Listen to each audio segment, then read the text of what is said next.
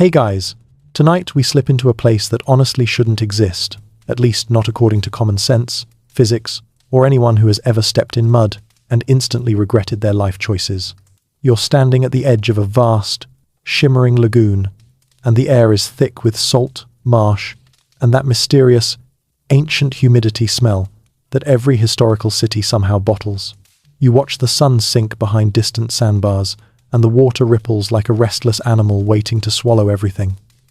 It's peaceful, sure, but also slightly terrifying, and you get one of those cheeky, you probably won't survive this reality checks, as you imagine trying to build a home here without sinking knee-deep every 5 seconds. So, before you get comfortable, take a moment to like the video and subscribe, but only if you genuinely enjoy what I do here. And while you settle in, tell me where you're watching from and what time it is over there. I love seeing this little community stretch across time zones like lanterns on the water.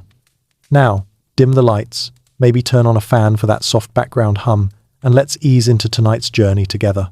You plant your feet on soggy ground, the late antique gloom settling around you as refugees from mainland chaos arrive, with carts, children, and the kind of tired determination that comes from having literally no place left to run.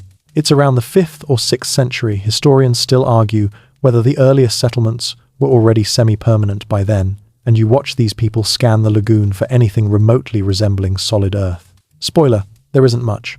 What you mostly see is marsh, reeds, and water so shallow you could probably walk across it if you didn't mind the occasional surprising creature brushing your ankles. And no, we're not doing a jump scare, this is bedtime, not nightmares. Still, you can almost hear their thoughts. Better a swamp than a barbarian. Invasion. That's a motivational poster no one asked for, but hey, it worked. They unload timber planks, fishing nets, and whatever valuables survived the mainland chaos. The lagoon becomes their refuge, a shield against armies that hate getting their boots wet. You watch them pick over tiny islets, some no bigger than an enthusiastic sandcastle, and begin building makeshift huts. The ground squishes beneath them with every step, so even simple tasks like putting down a chair become extreme sports. And yet, there's a strange calm. Water reflects the sky, boats glide easily, and for the first time in a long while, nobody is burning their village down. Small victories, a mainstream historical fact, drifts by as you follow them. These early Venetians belonged to scattered communities, mostly fishermen, salt workers, and refugees from towns like Aquileia and Padua, who slowly merged as needs forced them to cooperate. They didn't start by planning a global maritime empire. They just wanted roofs that didn't sink and wells that didn't taste like ocean soup. You walk with a small group as they decide to stabilize the ground. Stabilize is generous. It's more like asking quicksand to behave itself. They drive wooden stakes into the mud with mallets that look like they were invented 5 minutes ago. The ground thuds in a helpless, mushy way, the sound of optimism hitting nature and nature shrugging. But the settlers don't give up. They create walkways of planks and piles of brush, linking tiny islands like a homemade jigsaw puzzle. A fringe tidbit slips in as you pass an elder, muttering that the lagoon has protective spirits, old water guardians who prefer messy kindness over iron boots. You can't tell whether he's half joking or fully serious, but either way, it's a nice thought. The lagoon definitely guards something.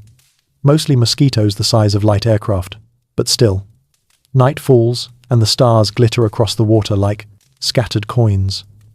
You hear people whisper about the mainland, about invasions, wars, and cities collapsing. But here, in this impossible place, everything feels suspended. The lagoon is a natural moat, and these scattered families begin realizing that the water that once terrified them might just be their salvation. You walk with a young woman as she carries baskets of mud, clay, and woven reeds to reinforce a patch of rising ground. It looks nothing like a building site, more like people desperately teaching land how to be land. Each scoop sinks a little before settling, and she laughs in that exhausted way people laugh when they're 2 steps from giving up but haven't quite surrendered. As the days blur forward, you see more refugees arrive, bringing skills that turn survival into something suspiciously like civilization.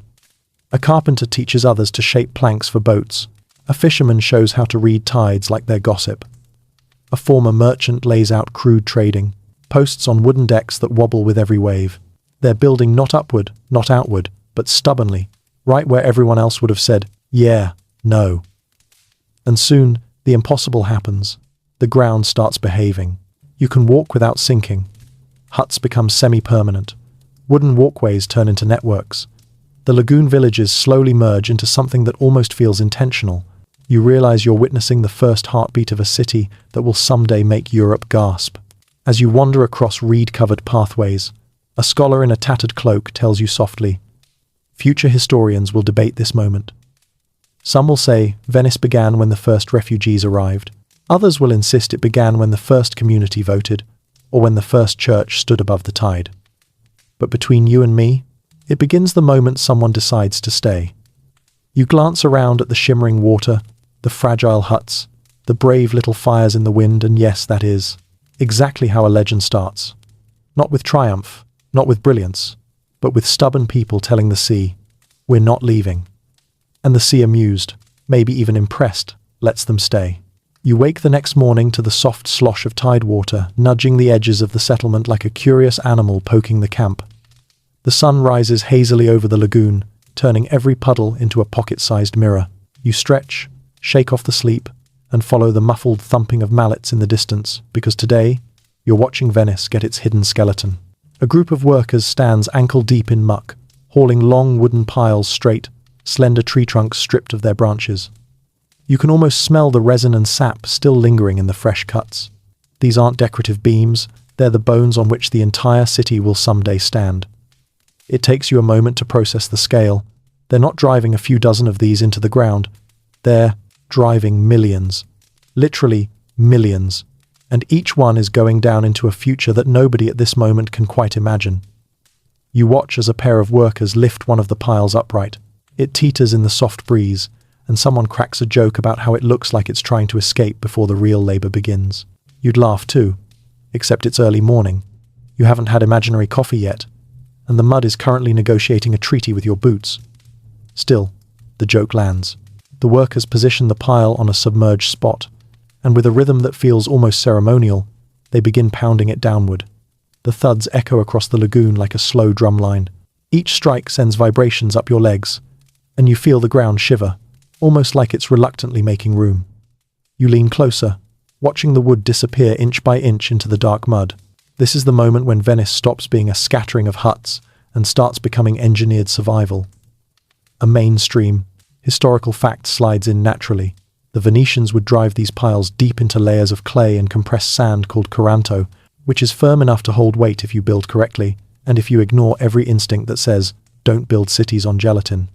The trick that surprises you most is that the wood doesn't rot, not because the settlers cheat or cast magic moss spells, but because submerged wood, cut off from oxygen, petrifies over time. It mineralizes, it transforms. In a weird twist of nature, the city ends up standing on forests that last longer underwater than above. A fringe tidbit floats past while you watch a fisherman supervise the pile alignment.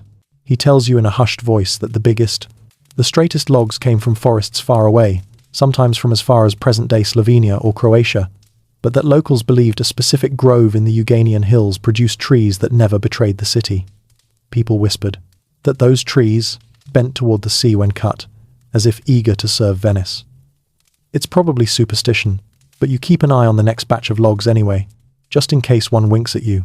As the workers hammer, you step onto a platform made of planks bound with rope. It shifts slightly under your weight, and for a moment you think you're about to fall through, but it steadies itself.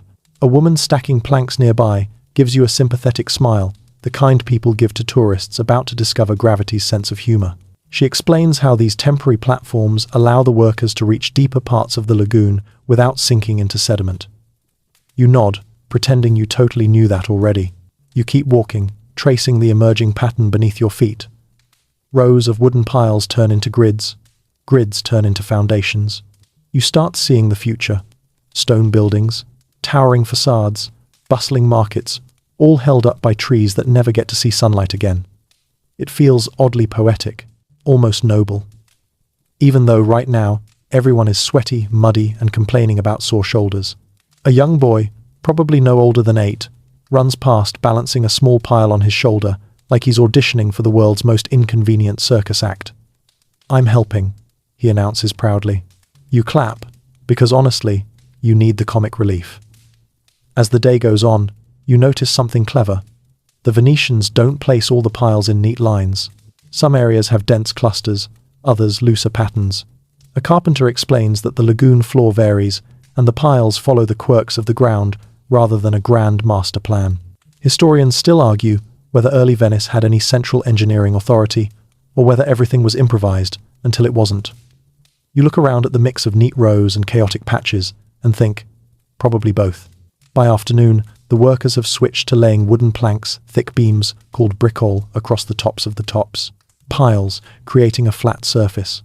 On top of that, they lay a stone-light Istrian limestone that somehow survives salt water like it's made of stubbornness and spite. But that's a story for a later section.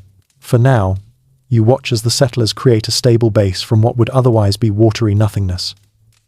It's strangely gripping, like watching a DIY project on legendary difficulty mode.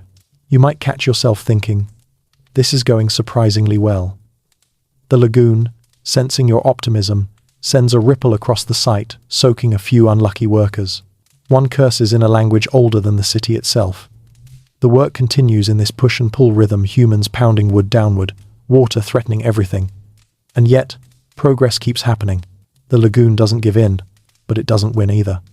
Toward evening, an elder carpenter leans beside you, wiping his forehead. One day, he says, people will walk above this and never know what's under their feet. Thousands of piles, each driven by hand. They will see marble and think it floats. He chuckles. Maybe that's for the best. You stand still, listening to the final thuds echo through the dusk. You imagine the piles settling deep into the mud, forming a silent forest beneath the waterline, an unseen city supporting the visible one. And beneath all of it, a quiet, unspoken truth.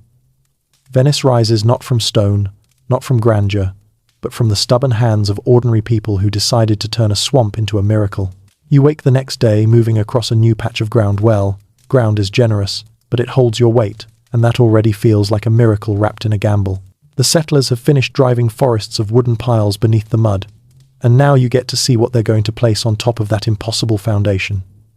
Spoiler, it's stone, heavy stone, the kind of material you would normally not put on top of mud unless you wanted to. See it vanish like a sinking ship in slow motion. And yet, here you are. You follow a slow procession of boats gliding across the lagoon, each loaded with massive pale blocks of Istrian limestone, so bright under the morning sun that they look like chunks of cloud someone accidentally dropped. The blocks knock softly against the hulls with every wave, like a giant tapping on a glass tank. The men guiding the boats move confidently, even casually, though you can't help noticing they're constantly checking the balance of their cargo, as if one wrong shift could flip the whole operation. You imagine the lagoon waiting below like a smug audience member whispering, "Go ahead, drop one, I dare you." A worker laughs when he notices you staring. "This is nothing," he says. "Wait until you see us carry it." And sure enough, the unloading begins with a rhythm that feels equal parts methodical and chaotic. A wooden ramp is positioned, ropes are tied, someone shouts instructions, half the group ignores, and together they start shifting blocks that weigh more than your entire emotional baggage combined. But here's the strange thing. This stone is perfect for Venice. A mainstream historical fact slips in. Istrian limestone is incredibly dense and resistant to saltwater erosion. Unlike softer stones that crumble when exposed to brine, this stuff ages like a fine, slightly stubborn cheese.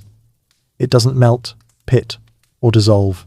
That's the reason Venetian buildings still glow pale and regal centuries later, no matter how many waves slap them in dramatic slow motion. But the real trick, and this is the part that makes your inner engineer raise an eyebrow, is that the stone doesn't crush the wooden piles beneath it. Instead, it spreads its weight evenly, because the Venetians layer it with almost obsessive care, like building a skyscraper on a mattress, and somehow getting away with it. As you help steady a block being lowered onto a platform, a fringe tidbit drifts past. Some early chroniclers believed the stone had magical floating properties, claiming it was so light when dry that it behaved differently when set over water. Completely untrue, of course, but you appreciate the creativity.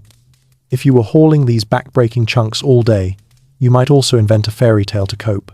Your hands brush dust from the surface of one stone slab, and you notice the unusual smoothness. The workers explain that Istrian limestone, once polished by centuries of footsteps and tides, becomes almost marble-like. No wonder Venice looks like a floating palace, even on its shabbiest days. By midday, The air smells of sweat, seawater, drying reeds, and that particular limestone scent that sits somewhere between chalk and earth. The builders lay the blocks across wooden planks that rest on the forest of submerged piles. From above, the structure looks like a massive wooden puzzle being capped with snowy tiles. You can't help imagining the city, centuries from now, grand, elegant, pretending it has always been effortlessly perfect, while beneath, all this hidden carpentry quietly does its lifelong job. You walk along a nearly finished platform and catch yourself marveling at how stable it feels.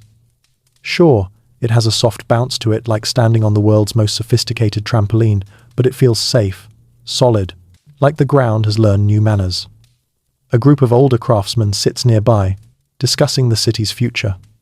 One gestures broadly toward the horizon where the lagoon meets the Adriatic.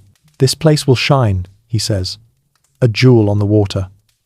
Another scoffs and replies, "If it doesn't slide into the sea first." They all laugh. Historians still argue whether these early builders truly believed in the long-term success of their project, or whether they were simply trying to survive until the next high tide. You suspect it was both. Later in the afternoon, you wander toward a construction area, where a young apprentice tries to explain Venetian engineering principles using gestures bigger than his vocabulary. "You see," he says, tapping the stone, "the trick is balance. Everything must work with the water, not against it. If we fight the lagoon, we lose." You nod, impressed, until he adds, "Also, don't drop anything. The sea always wins dropped things." Practical wisdom. As evening falls, you notice something subtle yet monumental. Venice is beginning to look intentional. The mud and reeds are receding behind layers of stone pathways. Wooden walkways crumble, replaced by sturdy platforms. Even the huts seem more confident, as though the ground beneath them has earned their respect. A woman carrying water pauses beside you and points at a row of newly laid stones. "It's strange," she says. "We're building a city on what others see as nothing, but maybe that's why it will last, because it teaches us to work with what we have."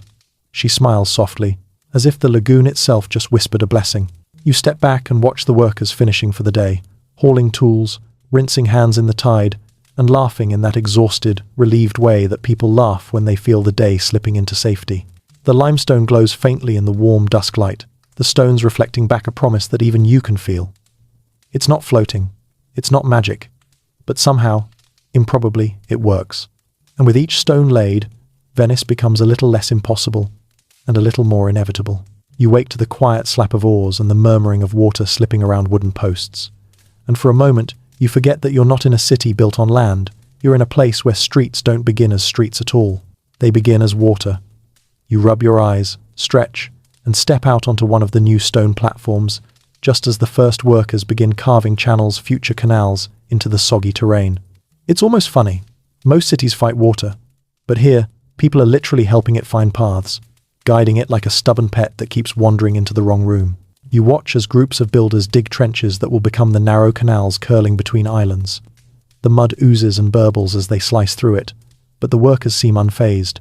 It's not just digging, it's negotiating with the lagoon. The water wants to rush into the trenches too quickly, but the workers block the flow with temporary barriers of woven reeds and clay. Every time one of those makeshift walls leaks, someone sighs dramatically and pretends it was part of the plan. You appreciate the confidence. A mainstream historical fact drifts into your mind as you watch the chaos. Venice's canals weren't originally built for romance, gondola selfies, or dramatic movie entrances. They were engineered as transport routes, functional waterways designed for moving goods, people, timber, fish, and the occasional news about who cheated whom at market. They were the literal streets of a city that had no space for real ones. You start to see the logic. Boats glide where carts can't. Water takes the weight land can't bear. A craftsman beside you points to a half-dug trench and says proudly, "This one will be wide enough for 2 boats to pass if the boatmen behave." You look at the canal to be and imagine centuries of future traffic, gondoliers yelling, tourists waving cameras, professional boatmen making those sharp turns that should honestly violate physics. The craftsman shrugs. People call it chaos. We call it keeping things interesting. As you move along the growing network of trenches, you realize something else. The settlers are carving these canals deliberately, not just letting nature do the work. Some follow natural water channels, but others bend and twist, in ways that seem to reflect both strategy and instinct. A fringe tidbit pops up when an elderly woman mentions that in the early days, some canals were supposedly shaped to confuse invading ships' narrow, curving paths that forced unfamiliar captains into embarrassing dead ends. You imagine a whole fleet getting lost in a watery maze while locals watched from their windows, munching fish and trying not to laugh too loudly. You step carefully around workers placing wooden retaining boards into the mud. These will hold the edges of the canals in place until stone reinforcements arrive. The boards wobble, sink, tilt, and occasionally lure someone into knee-deep sludge. Whenever that happens, the group erupts into laughter and offers enthusiastic but unhelpful advice like, just lift your leg higher, or try being less heavy. You pretend not to giggle, but you totally do. The canals deepen throughout the day, and you watch them slowly fill as the tide shifts. The workers monitor the depth by using long poles marked at intervals, an early form of water measurement that looks suspiciously like someone decorated a giant stick with hopeful optimism. One worker taps the mud, listens to the sound, and declares, "Perfect depth." You raise an eyebrow. He adds, "Give or take half a man." Extremely scientific. Historians still argue whether the earliest canal layouts were intentionally planned or whether they evolved organically as people cut paths where they needed them most. Looking around, you see a bit of both. Some canals curve in graceful arcs, clearly shaped by careful thought, while others look like someone said, "We need a shortcut," and just started digging. Boatmen begin testing the new canals before they're even finished. They slide small, flat-bottomed boats through the shallow water, checking the width and turning angles. One of them attempts a dramatic spin, gets stuck, and blames the boat, the tide, the mud, gravity, and you for watching. You give him a sympathetic nod. He doesn't buy it. By midday, you're sitting on a stack of limestone blocks, watching boats glide into newly formed channels. It's mesmerizing. The light glints off the water, carrying ripples from one trench to another, and you can feel how the settlement is transforming. The lagoon isn't being conquered, it's becoming a partner. You notice that every canal has a slightly different personality. Some are narrow and shadowed, tucked between future houses. Others are wider, destined to become busy trade routes. A young planner, yes, Venice is already inventing urban planning on the fly, explains that broader canals will carry heavier cargo. Fish, salt, timber, he lists. And sometimes gossip. That travels fastest. Near evening, workers lay wooden planks across the emerging canals, forming temporary bridges. You walk across them carefully, trying not to fall in as the tide rises. One plank dips ominously under your weight, and a worker shouts, "Don't worry. If you fall in, we pretend we didn't see it happen." You thank him for the reassurance you absolutely didn't ask for. As the last light fades, you watch the lagoon water settle into its new channels, reflecting streaks of gold and pink. The settlement has changed completely. What were once random patches of land now look like the early veins and arteries of a living city. The canals don't just cut through the ground, they give the place rhythm, a pulse. A woman carrying baskets of stones pauses beside you. "The water will remember these paths," she says softly. "And one day, so will the world." You hear oars, dipping in the distance, see torches flickering along the new edges, and for the first time, Venice feels like it has a shape, not just physically, but emotionally. A city that breathes with the tide. A city that lets water do the walking. And you realize, as you watch the moon rise over the shimmering canal, that the settlers aren't just building streets, they're building flow. You step into the new day with a sense of curiosity, because the settlement around you no longer feels like scattered efforts, it feels like the beginning of a maze. Not the kind meant to confuse tourists holding pizza slices and maps upside down centuries later, though. Trust me, that becomes a full-time sport in Venice, but a maze designed by necessity, accident, and a bit of defensive genius. Today, you're watching the labyrinth take shape. You walk along a freshly laid stone path that curves for no reason you can immediately identify. It doesn't lead straight to the next house. It doesn't align with any canal. It just bends. And when you follow it, you enter a narrow passage squeezed between two wooden houses. The corridor's so tight that if you inhale deeply, your shoulders would probably file a complaint. You think it's a shortcut. It is not. It leads you right into someone's courtyard, where a woman is washing laundry and a chicken is giving you a side eye that says you've trespassed. You back out slowly, pretending that this was absolutely where you meant to go. This, you realize, is the soul of Venice's layout. Paths that twist not because someone planned a charming maze, but because the original builders followed the shape of canals, mud banks, old footpaths, and personal grudges with neighbours. A mainstream historical fact slots into place. Most Venetian streets weren't designed at all. They simply emerged as the spaces left over once houses, canals, and property lines took shape. If someone built a house at an angle because the ground there was firmer, well, the street followed that angle forever. Congratulations, future visitors. Turn left for confusion. You pass a group of carpenters discussing where to place the next row of houses. They gesture toward the canal and then toward a slightly raised patch of land. One of them suggests making the street wide and straight. Another scoffs, pointing out that wide streets would invite invaders to march through easily. Ah yes, the defensive design philosophy. If lost armies can't find their way, you win. A surprisingly effective tactic, and one historians still argue about whether the labyrinthine layout was intentionally defensive or merely the result of improvisation. From where you're standing, ankle-deep in decisions that make absolutely no logical sense, you suspect the truth is a mix of both. You follow a path that suddenly ends in a T-shape, though one side leads to a bridge and the other to a dead end, by a house with a suspiciously ornate door. A fisherman, sitting nearby, chuckles. "We like dead ends," he says. "Good places to escape to, or hide things, or lose people you don't want to walk with anymore." You laugh, but you also take note.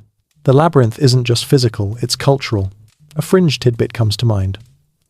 Early accounts mention Venetian thieves using the twisting alleys to vanish from pursuing guards, while guards used the same alleys to corner unsuspecting troublemakers. Everyone got lost equally. The city played no favourites.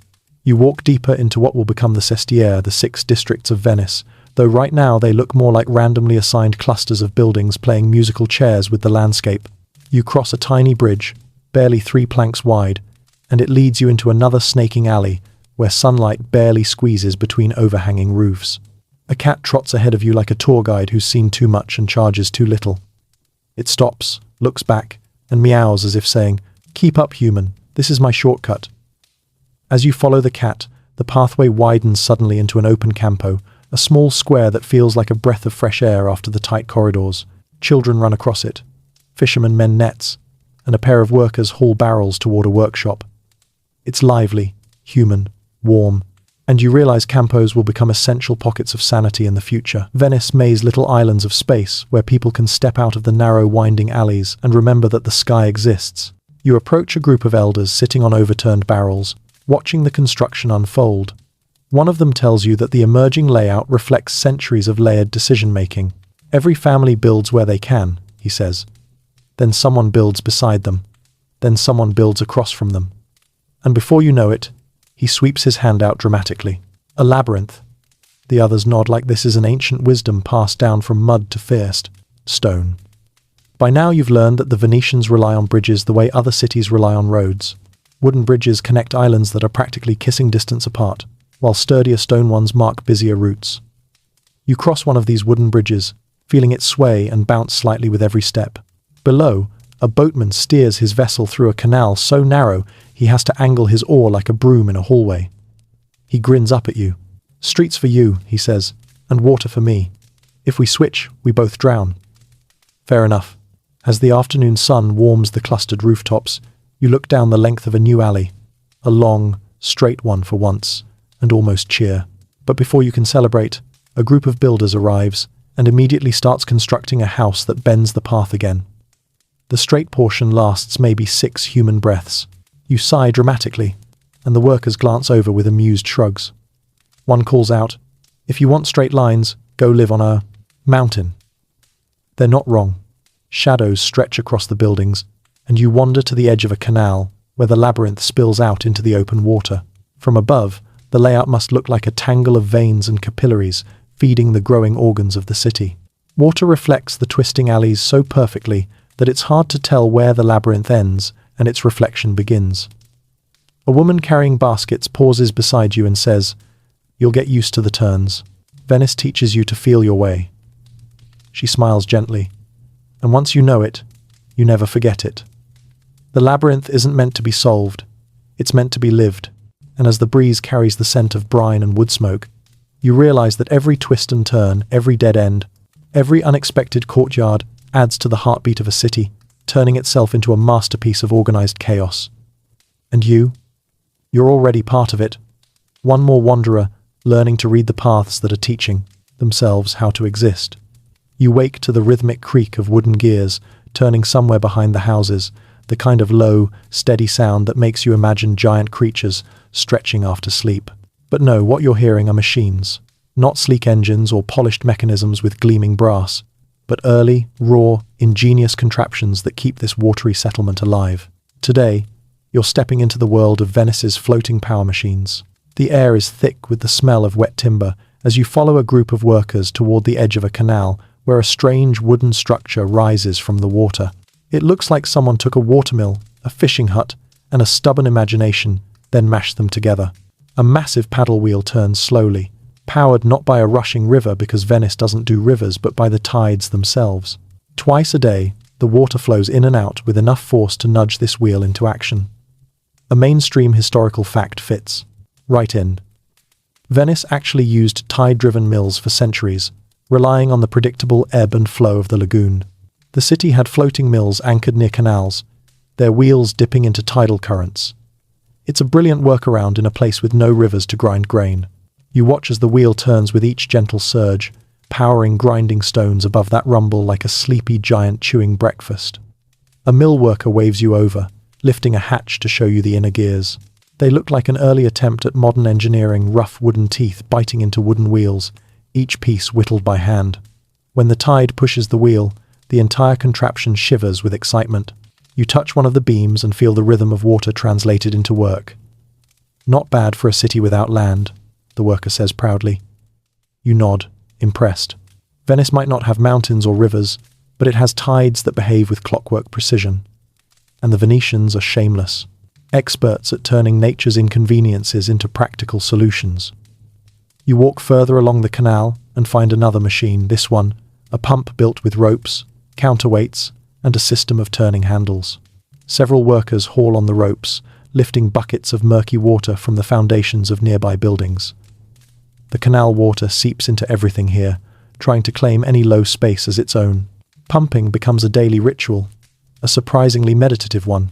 A quirky fringe tidbit slips in when a fisherman tells you that early pumps sometimes used goats as turning power.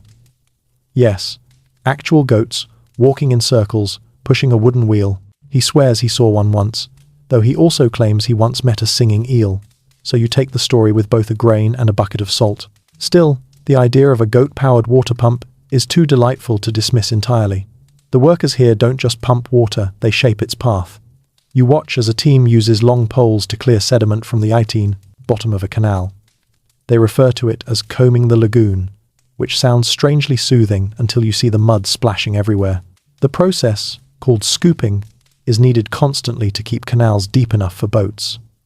Without it, Venice would slowly choke on its own underwater dust. Historians still argue whether these early dredging techniques were adopted from Roman engineering or developed independently by Veneti fishermen, who were basically the lagoon's original landscapers. Watching them work, you suspect it's probably both. Some techniques look like ancient engineering manuals brought to life. Others look like someone had a clever idea at lunch and immediately tried it with zero planning. You walk away from the canal and toward a cluster of workshops perched on platforms above the water. Inside, you find artisans carving wooden gears, pulleys, and beams pieces destined to become moving parts of mills, cranes, and lifting machines. The air smells of fresh shavings, and sawdust floats in shafts of sunlight like lazy, glowing snowflakes. A master carpenter shows you a simple yet brilliant crane, a wooden arm with a pulley system that allows heavy stones to be lifted from boats to construction sites. Even though the design is primitive, you recognize the early DNA of modern cranes. It creaks loudly, groans against the weight of a limestone block, then rests again like an old man settling into a chair. You test the ropes, feeling the tension run through them like the heartbeat of the city. Everything here depends on tools that don't fight the water, they cooperate with it. Every machine moves with a rhythm set by tides, human muscle, or simple physics. As midday approaches, you wander to a quiet edge of the settlement where a long wooden building sits partially submerged. Inside, you discover one of Venice's earliest pumping stations. Primitive, yes, but ingenious. Workers stand on platforms above a system of lever-operated pumps, lifting water with each pull. It reminds you of a giant accordion breathing in and out. The workers joke about taking turns because your arms get jealous after a while. The afternoon sun turns the water golden as you watch a barge carrying yet another strange machine float by. This one has a rotating drum wrapped in nets, an early attempt at a mechanical fishing device. A fisherman explains it proudly, saying it can scoop small fish when the tide flows out. He adds, lowering his voice, "But don't tell the elders. They still think machines scare the fish." You promise to keep his secret, though the fish probably already know they're being hunted by wooden contraptions. Toward evening, you sit near a tidal mill again, listening to the steady churn of the water wheel. The workers have gone home, but the tide hasn't. It keeps moving, turning the wheel with effortless persistence. You realize that machines here don't rest when humans do. They follow the moon. They follow the lagoon. Venice itself becomes a clock wound by celestial hands.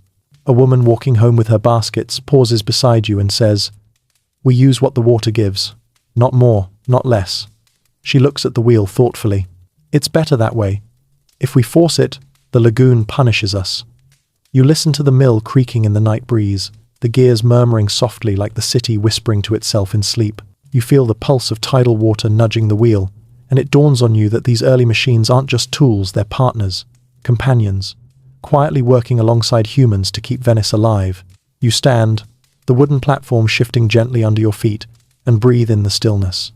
The machines hum, the water moves, and Venice, in its own clever, stubborn way, begins to transform water into power. You wake to the sound of water lapping against stone. Not the gentle, sleepy kind from earlier days, but a more insistent rhythm. A kind that says, "Hey, remember me? I'm the sea, and I'd like to remind you who's actually in charge here." Today, you're stepping into the long, nerve-rattling battle between Venice and the ocean. A battle fought with mudbanks, barriers, prayer, engineering, and a lot of improvised cursing. You step onto a walkway just as the tide begins to rise, not dramatically, not like a movie wave trying to eat the city, but slowly, steadily, with creeping confidence. The water slips over a step, then two, then overflows into courtyards where children were playing an hour ago. One of them splashes happily, while an older man mutters something that sounds suspiciously like, "This again." A mainstream historical fact lands neatly in your mind. Aqua alta, those periodic high tides, have shaped Venice's destiny for over 1,000 years. They're caused by a mix of lunar cycles, seasonal winds, atmospheric pressure, and the lagoon's own mood swings.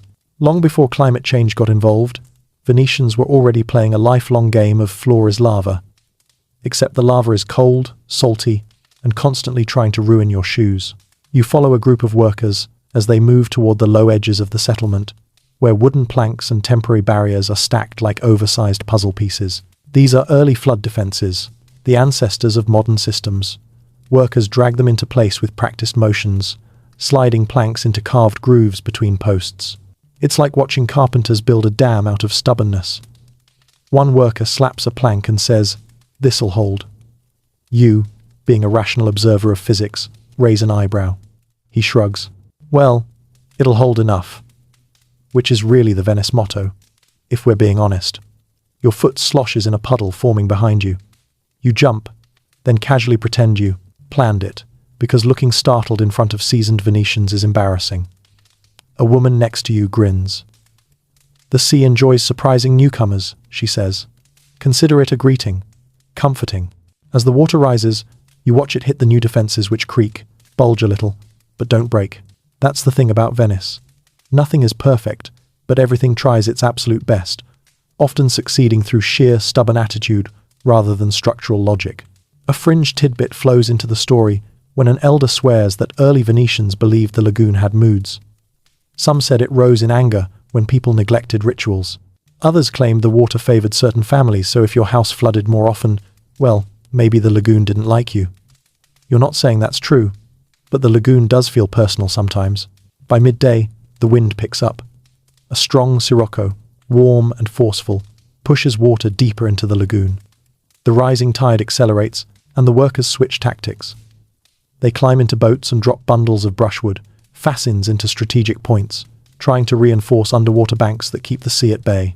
Historians still argue whether these early embankments were inspired by Roman engineering manuals or whether they evolved naturally from fishing techniques. Watching the workers handle the brush bundles like oversized sushi rolls, you suspect it might be a blend of both. You kneel beside one of the bundles, touching its soaked reeds. They're tied so tightly they feel like living muscle. When dropped into place, they form a sort of underwater wall, catching sediment and gradually building up a barrier. The lagoon, begrudgingly, accepts the offering. You move along the waterfront, where the water now spills over thresholds. People lift furniture onto platforms, raise walkways, stack stones at doorsteps, and carry valuables to higher floors. A child points to a puddle and declares, "Look, a tiny lagoon. Inside the big lagoon." His mother sighs deeply, clearly not in the mood for lagoon inception. And yet, despite the inconvenience, the city moves with grace. Boats shuttle supplies across what used to be dry paths. Workers communicate with shouts, hand signals, and the universal language of "don't tip the boat." Everyone works together, not panicking, just acting, because this is normal. A daily dance with the sea. As you weave through raised walkways, a boatman steers by and calls out, "Remember, without water, we have nothing. With too much water, we have, well, this." He gestures broadly at the flooding. Balance, always balance. By late afternoon, the tide peaks. The highest water laps just beneath windowsills. A few brazen fish explore the flooded alleys, like tourists who didn't read a map. One bumps your ankle and you flinch. A fisherman claims the fish is inspecting real estate. "They love ground floor apartments," he jokes. You're soaked to the conbar, ankles. But there's something strangely beautiful about the city at this moment. Reflections shimmer everywhere. Buildings rise out of the watery mirror like dream versions of themselves. Even the chaos feels slow, almost thoughtful. The tide eventually begins to retreat slowly at first, then more noticeably. The city exhales. Workers dismantle barriers. Children splash gleefully in departing water. Life returns to its usual, semi-moist normal. As the sun sets, you watch ripples recede from a stone walkway, leaving behind puddles that catch the last glimmers of orange light. A mason nearby taps his boot against a drying plank. "We outsmarted the sea today," he says proudly. Then he adds, with a sigh, "Until tomorrow." You stand still as the city glows softly in the fading light, and you understand, Venice isn't fighting the sea. It's negotiating with it every day, every tide, every generation. And somehow, against all logic, the city keeps winning just enough to survive. You wake to a buzz in the air, not literal buzzing, though Venice does have enough mosquitoes to form their own militia, but the human kind. Workers, merchants, apprentices, and even a few children are all heading in the same direction, carrying tools, planks, ropes, and an alarming amount of confidence. Today, you're following them to the heart of early Venice's biggest engineering gamble, the Rialto. You walk along a narrow path that bends and twists like a distracted snake until it suddenly opens onto a bustling construction zone on the edge of the Grand Canal. The water below glitters like molten glass, and perched above it, still in skeletal form, is the structure everyone has been arguing about for months, the new Rialto Bridge. Well, new is relative. There have been bridges here before, wooden bridges, wobbly bridges, bridges that burned down, collapsed, or made such dramatic entrances into the canal that bards probably wrote comedic ballads about them. But this one is supposed to last. A mainstream historical fact drifts in on the morning breeze. The Rialto area has always been Venice's commercial heart. Merchants set up stalls here centuries before the fancy stone bridge we know today. Even now, in this early stage of the city, traders argue over prices while fishmongers shout over them. It's noisy, vibrant, and smells faintly of salted fish because of course it does. You walk to the canal's edge as workers prepare the foundations for the bridge's latest iteration, long before the iconic stone span exists. Right now, it's a wooden drawbridge, but it carries the spirit of what will one day become Venice's most recognizable symbol. A group of carpenters stands over a set of angled beams, debating loudly. One swears the central support is too steep, another insists it's not steep enough. A third blames the water for misbehaving, which is honestly fair. You lean closer to the structure and notice something that makes your inner engineer raise both eyebrows. The entire bridge looks like it's auditioning for a circus act in balance and defiance. Yet the workers keep hammering, adjusting, soaring, and arguing in equal measure. Everyone knows how important this bridge is. It's the connection point between trade districts. It's the beating artery of Venetian life. Without it, the city's flow is cut. You watch as a boatman rows under the half-built structure. He eyes it skeptically and says, "If this thing doesn't collapse in a year, I'll jump in the canal myself." The carpenters shout back, "Start warming up." A classic Venetian exchange of confidence and sarcasm. A fringe tidbit slips into your mind. A legend claiming that one of the earliest Rialto bridges was built so hastily that workers placed a curse on it to spare themselves blame if it collapsed. According to the story, they dedicated the bridge to a mischievous spirit so they could say, "Oh, it fell? Blame the demon." You glance at the chaotic construction and think, "Yeah, that tracks." As the workers continue shaping beams, you follow a master builder who invites you to step onto the temporary platform. The bridge sways, and you grab a railing instinctively. He chuckles, "Relax. If it falls, at least the water is soft." You're not reassured, but you appreciate the honesty.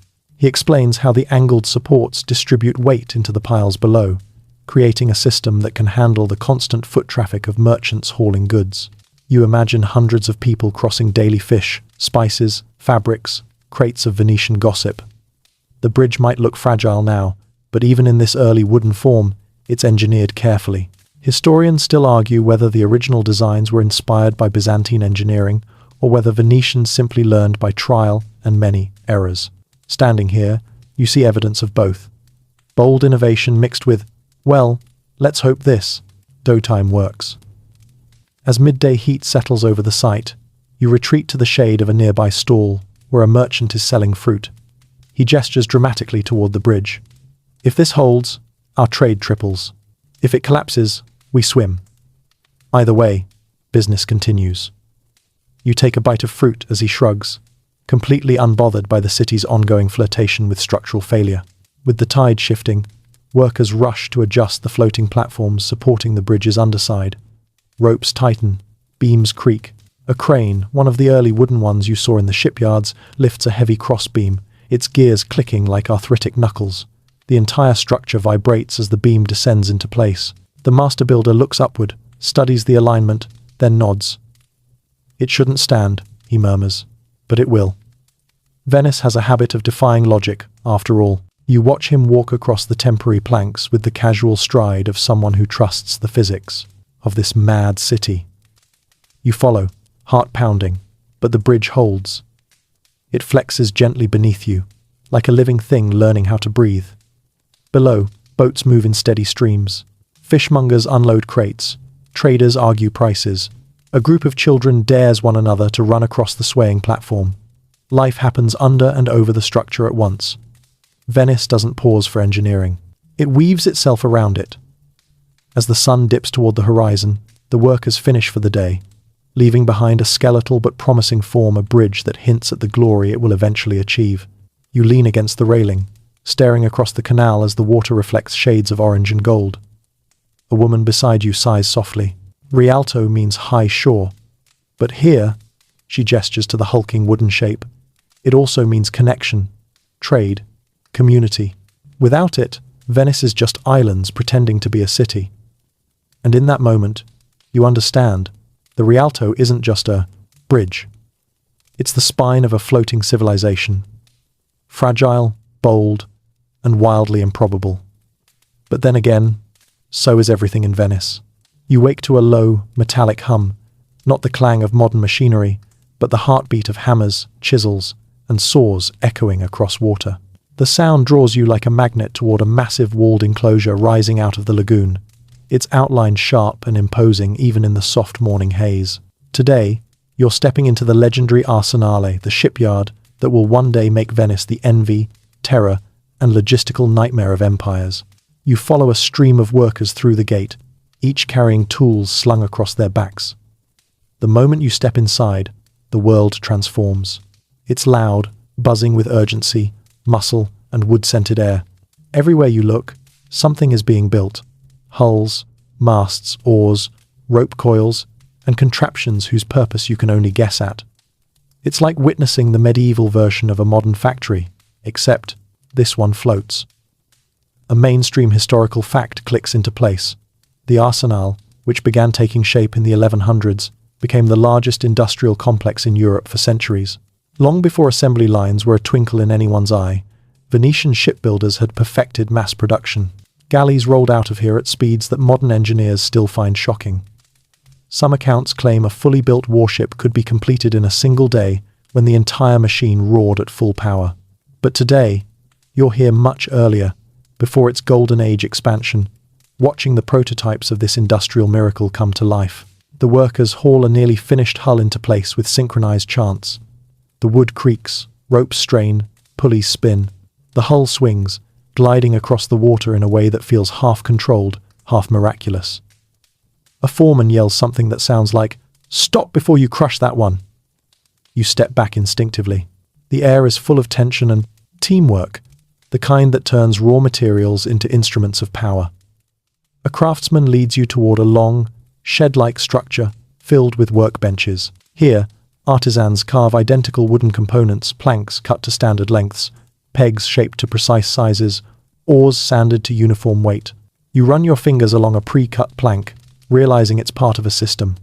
Interchangeable, replaceable, predictable. The closest thing the medieval world had to IKEA, except everything here could go to war. Standard pieces mean faster ships, the craftsman says, clearly proud. A fleet is only as strong as its spare parts. He taps a rack of identical pegs. Lose one? Replace it in seconds. You nod, impressed. Even your modern brain recognizes this as borderline futuristic for the time. A fringe tidbit slips into your mind from a nearby gossiping worker. Venetian shipbuilders were rumored to guard secret techniques by deliberately mixing misinformation into conversations if strangers wandered near. Some say they even rehearsed fake instructions loudly to mislead spies from rival cities. You glance around, wondering how many whispered mistakes you've heard already. The deeper you wander, the more hypnotic the rhythm becomes. Hammering, soaring, voices overlapping in a musical cacophony. Workers treat wood with hot pitch that fills the air with a smoky sweetness. Others haul bundles of rope thicker than your arm rope, woven from hemp, soaked and cured in a way that keeps it strong even when constantly wet. A group of men stand waist-deep in water, guiding a newly finished hull into a slipway. The hull glides forward, eager to float. When it splashes fully into the canal, a cheer erupts from the workers. Even you let out a quiet whoa, because seeing a ship go from skeletal frame to living creature never stops being magical. The foreman catches you watching and grins. A ship is born many times, he says. When the wood is cut, when the wood, ribs rise, when the hull closes. And finally, he points to the slipway. When it meets the water, that's when we see if we did our jobs. You walk toward the armory section of the arsenale, where blacksmiths hammer metal components, hinges, nails, reinforcements, and weapons. Firelight flickers off molten iron, turning the workshop into a glowing cavern of sparks. Each hammer strike sounds like thunder compressed into a bell. You feel the heat against your skin, even from several steps away. Historians still argue whether the arsenal's efficiency was a result of strict military discipline or sheer Venetian obsession with perfection. Watching the workers move like synchronized gears, you suspect it's both. There's discipline here, yes, but also pride, and a hint of madness. In Venice, those three things build wonders. You follow an apprentice across a long walkway overlooking the central basin, where finished galleys bob in the water, their slender hulls painted in. Proud reds and blacks. Workers attach oars, while others thread canvas for sails. The ships look sleek, hungry, ready to sprint across the Adriatic. You'll never see a faster galley, the apprentice says confidently. Ours cut through the sea like knives. He gestures at one ship's pointed prow. Some say we designed them this way so the sea knows who's boss. Others say it's for ramming enemies. He winks. Both are true. As the afternoon heat fades, you watch a ceremony for a newly completed warship. Men toss flowers onto its deck. A priest blesses the hull. A child hands the captain a tiny wooden carving meant to protect the ship from storms. Everyone claps. The ship seems to glow in the golden light, proud and eager. A woman beside you whispers a superstition. They say every ship has a soul, and the arsenal is where the souls are made. She smiles. Some souls are gentle, some are fierce, Venice needs both. Evening settles over the shipyard. The workers pack up tools, wipe sweat from brows, and head home across narrow bridges. The arsenal quiets, but doesn't sleep. Boats bob softly in their slips, rocking like colossal cradles. You hear the faint creak of ropes, the whisper of hulls shifting, the lagoon humming under the soft glow of torches. You stand at the gate a while, watching the silhouettes of ships against the fading sky. They aren't just boats. They're promises, weapons, symbols, engines of a republic that will one day dominate the seas. And you realize why the arsenal is mythic. It isn't just a shipyard.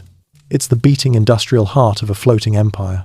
You wake to a sharp crack echoing across the lagoon, wood on wood, oars slapping against hulls, men shouting commands over the water. It's not chaos, it's choreography. Venice, barely formed and still smelling of wet timber and stubborn ambition, is already preparing for something bigger than fishing, bigger than commerce. Today, you're stepping into the world where boats aren't just boats, they're weapons. Engineered extensions of Venetian strategy, pride, paranoia, and pure audacity. You stretch and step onto a small wooden bridge overlooking a canal packed with vessels. Not gondolas. Not yet. These are sleek, muscular creatures built for speed and intimidation. You watch a crew heave a long galley into position, its narrow hull slicing through morning mist like a knife through fresh bread. The crew rows in perfect sync, and the entire vessel glides forward with such smoothness it feels alive. A mainstream historical fact eases into view. Venice built its naval reputation on galleys, long, fast ships powered by dozens of oarsmen.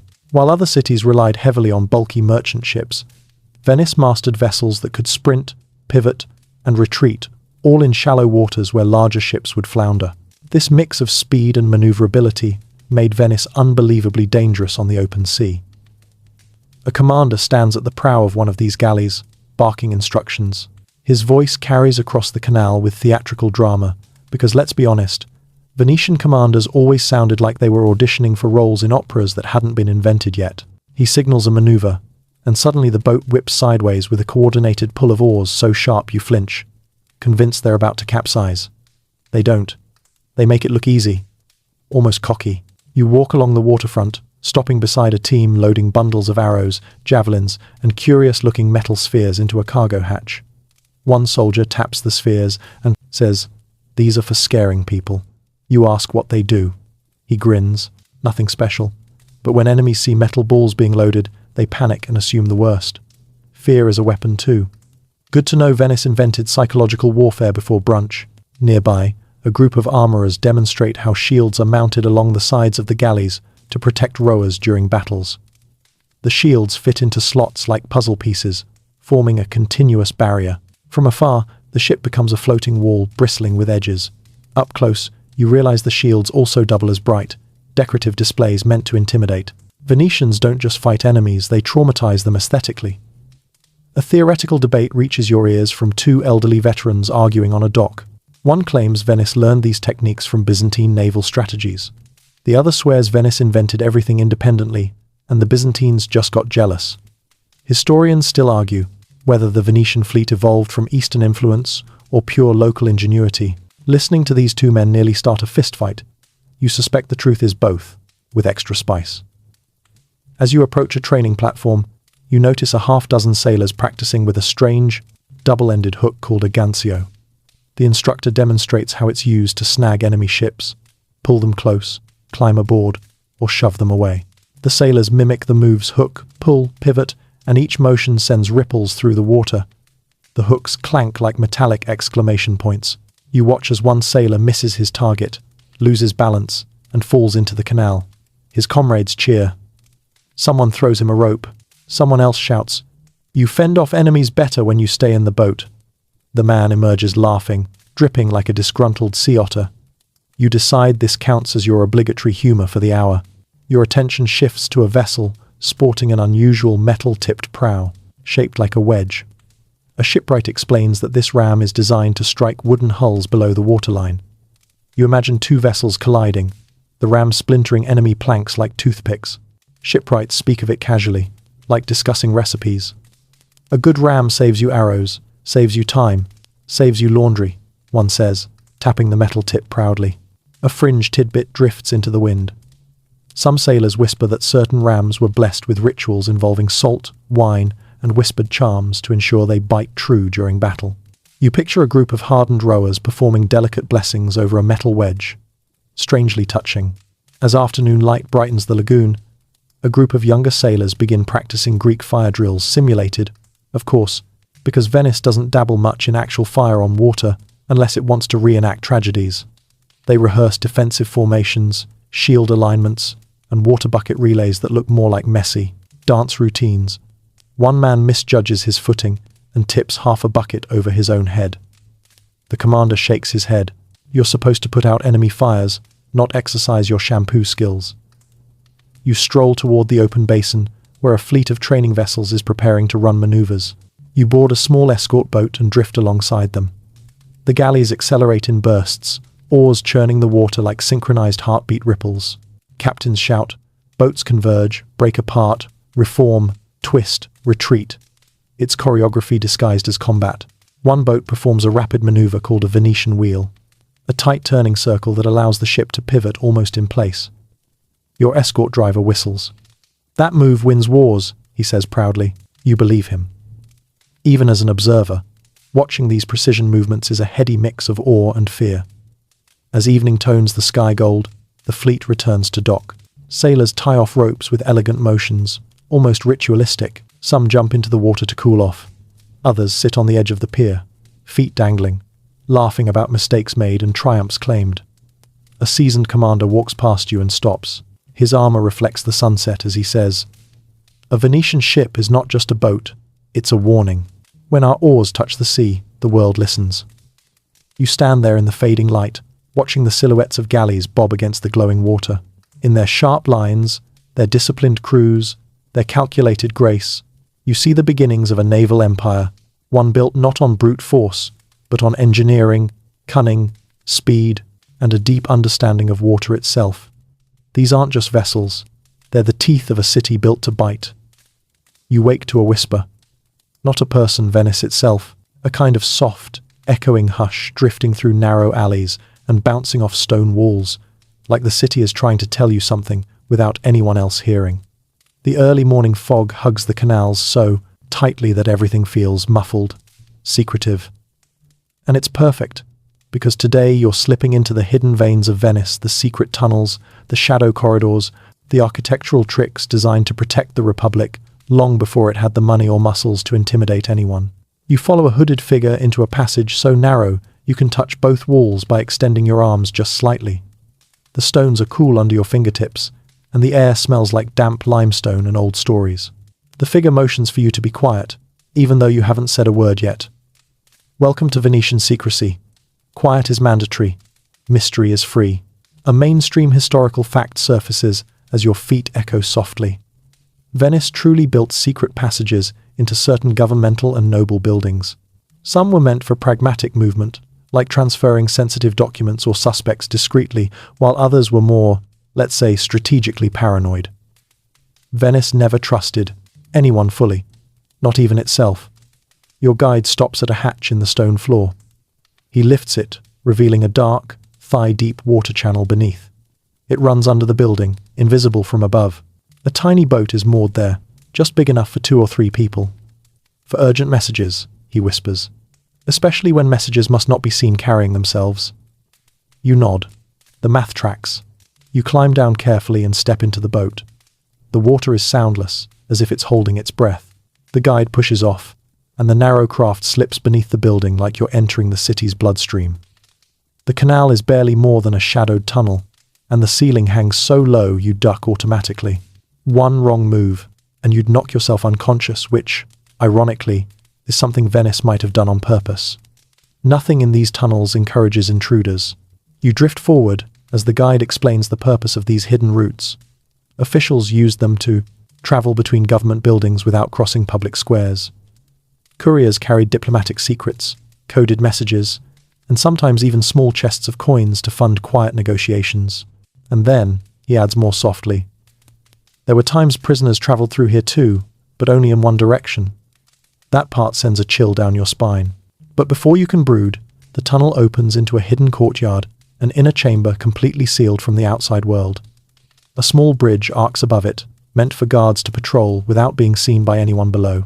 A fringe tidbit flutters into view. Some Venetian palaces were said to include listening shafts, tiny architectural funnels that carried whispers from certain rooms to an entirely different location. Whether they were intentional designs or acoustic accidents, no one agrees. Historians still argue whether Venice engineered eavesdropping or whether old houses just loved gossip. Honestly, knowing Venice now, you suspect both. From the courtyard, you climb a set of stone steps, worn faintly by centuries of cautious feet. At the top is a narrow doorway leading into a palace hallway. Ornate frescoes line the walls, but the details are faded not from time, but from the fact that hardly anyone sees this corridor. It wasn't made for guests. It was made for ghosts. Or rather, the kind of people who don't want to be seen. A guard stands at the far end still, silent, expression unreadable. He watches you like he's cataloguing your existence. Then he nods once, slow enough that it feels ceremonial. This is the Venetian silent guard tradition in its early form. The watchers who melted into shadows, patrolled corridors that weren't supposed to exist, and stood in places that didn't appear on any official plans.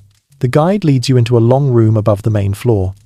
It overlooks a council chamber through a series of tiny slits, essentially medieval one-way windows.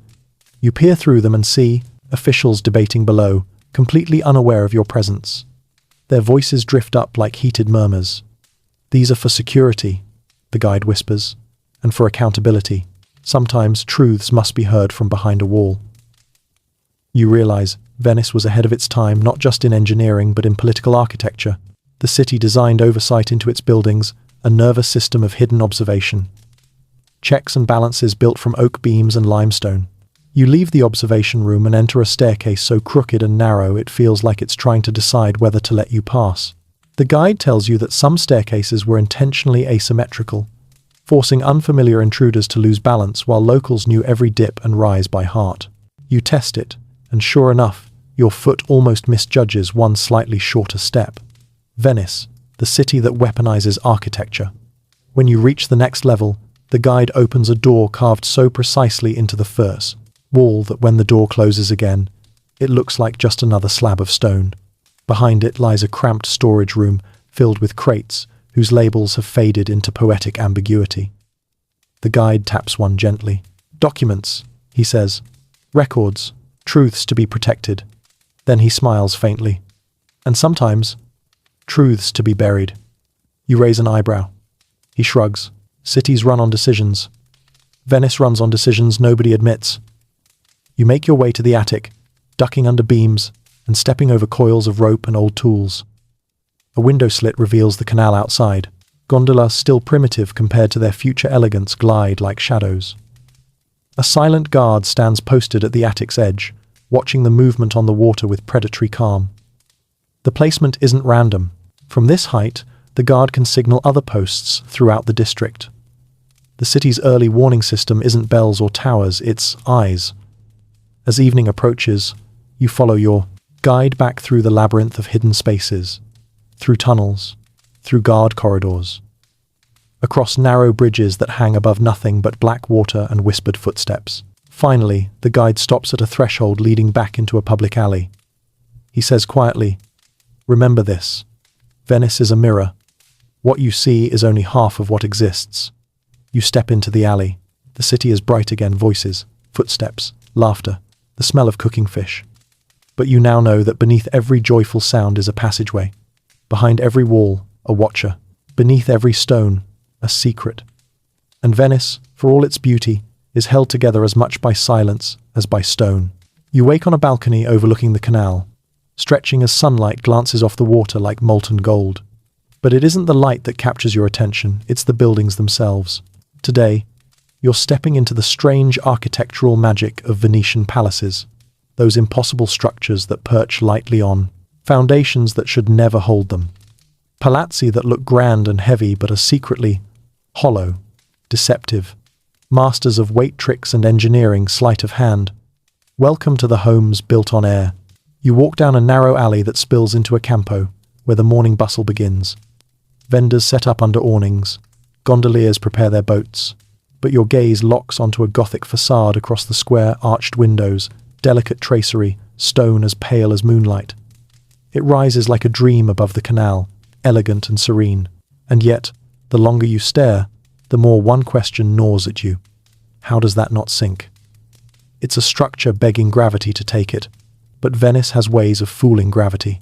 A mainstream historical fact glides into your thoughts. Venetian Gothic architecture is famous for being surprisingly light. The palaces were designed with thin walls, airy loggias, and large windows that cut down on weight, unlike continental buildings with thick stone, load-bearing structures. Venetian palaces rely on wooden frameworks and carefully distributed pressure. Basically, they look massive, but behave like featherweights. You step inside one of the palaces, a merchant's residence. The entryway is modest, but immediately a staircase curves upward with an elegance that feels almost too confident for a building resting on submerged forests. You climb it carefully, half expecting the steps to complain. They don't. They glide. A steward, noticing your awe, grins. Looks heavy, doesn't it? That's the trick. He taps the wall. It sounds hollow. Stone outside, wood inside. We build illusions, strength disguised as decoration. You nod, instantly charmed and mildly deceived. He leads you to the grand hall. Sunlight pours in through wide lancet windows, illuminating the patterned floors. If you didn't know better, you'd assume the floor beneath you was laid directly on solid rock. But no, beneath this room are wooden beams, spanning from wall to wall, distributing the load like a giant mattress frame. The Venetians aren't fighting the softness of the foundation, they're dancing with it. As you wander, the steward shares a fringe tidbit, whispered like gossip. Some early palace builders insisted on hollow upper floors, not just for weight distribution, but to confuse tax assessors.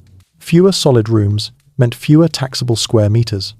You're not saying Venetians invented creative accounting, but the architectural evidence is compelling. You pass through a corridor framed by painted ceilings, then into a courtyard known as a courtile.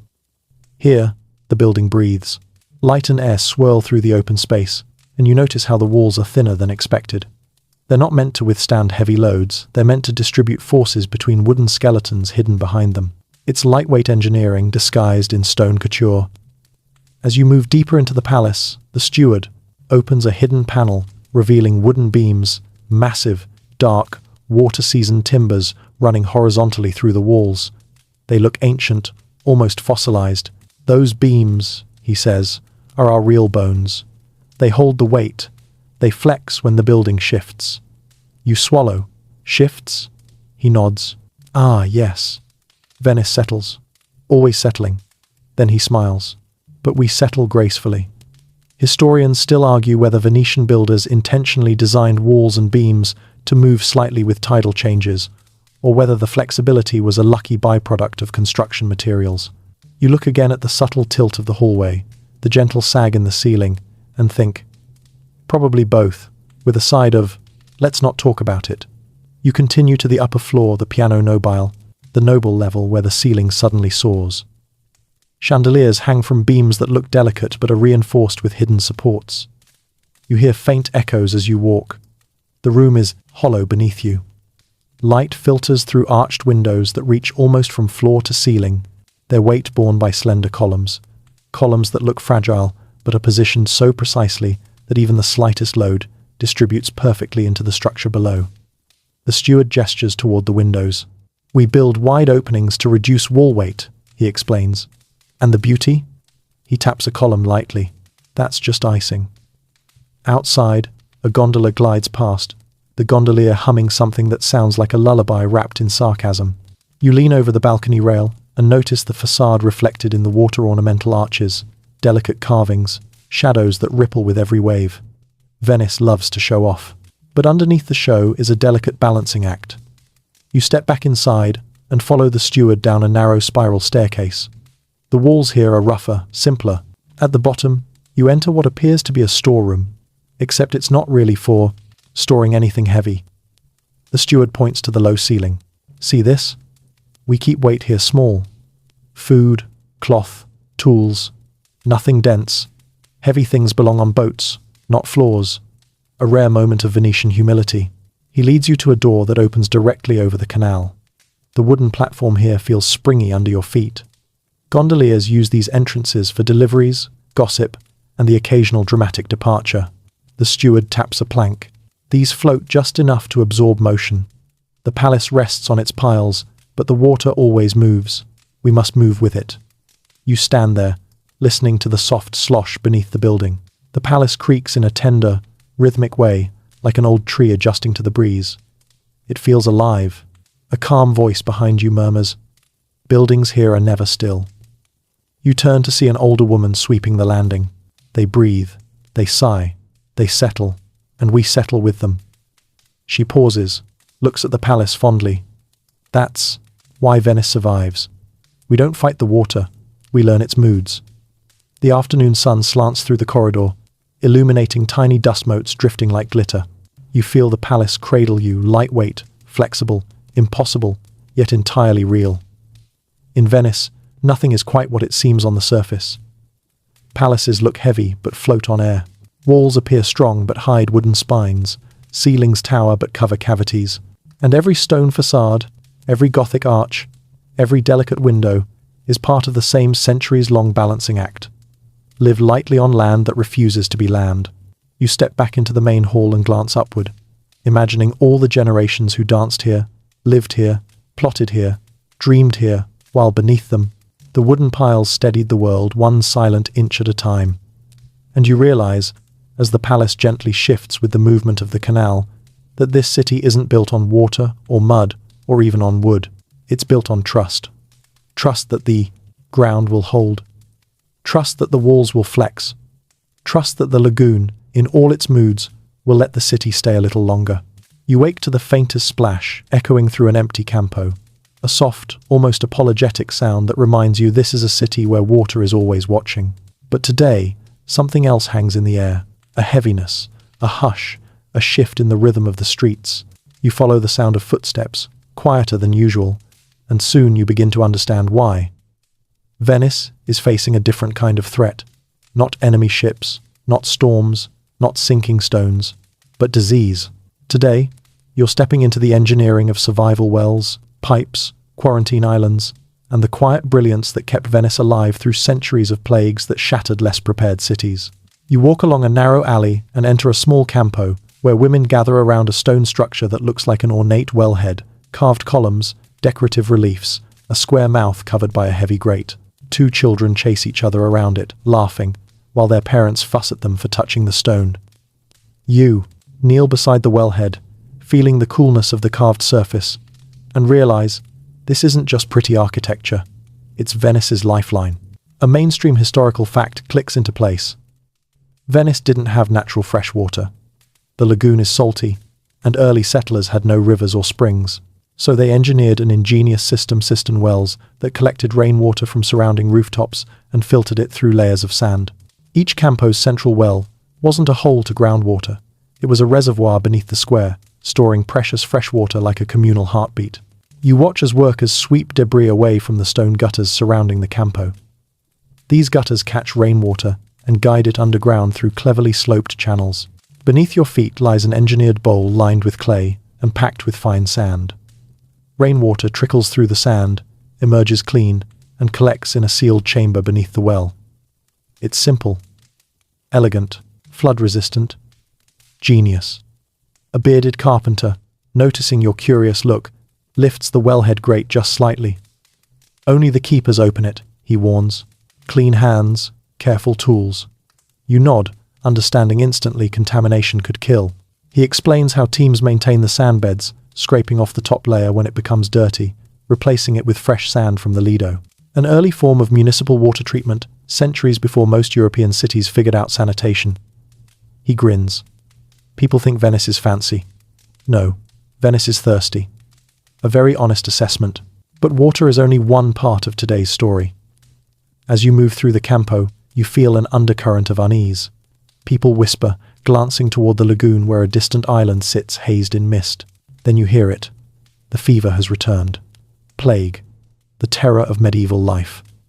A fringe tidbit rises with the dread, a whispered legend that rats in Venice learned to swim specifically to deliver omens.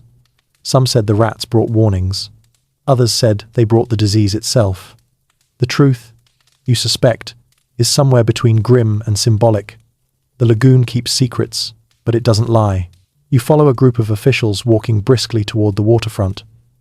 They're heading to a boat. On its side is a painted sign, "Suspecti," not exactly comforting.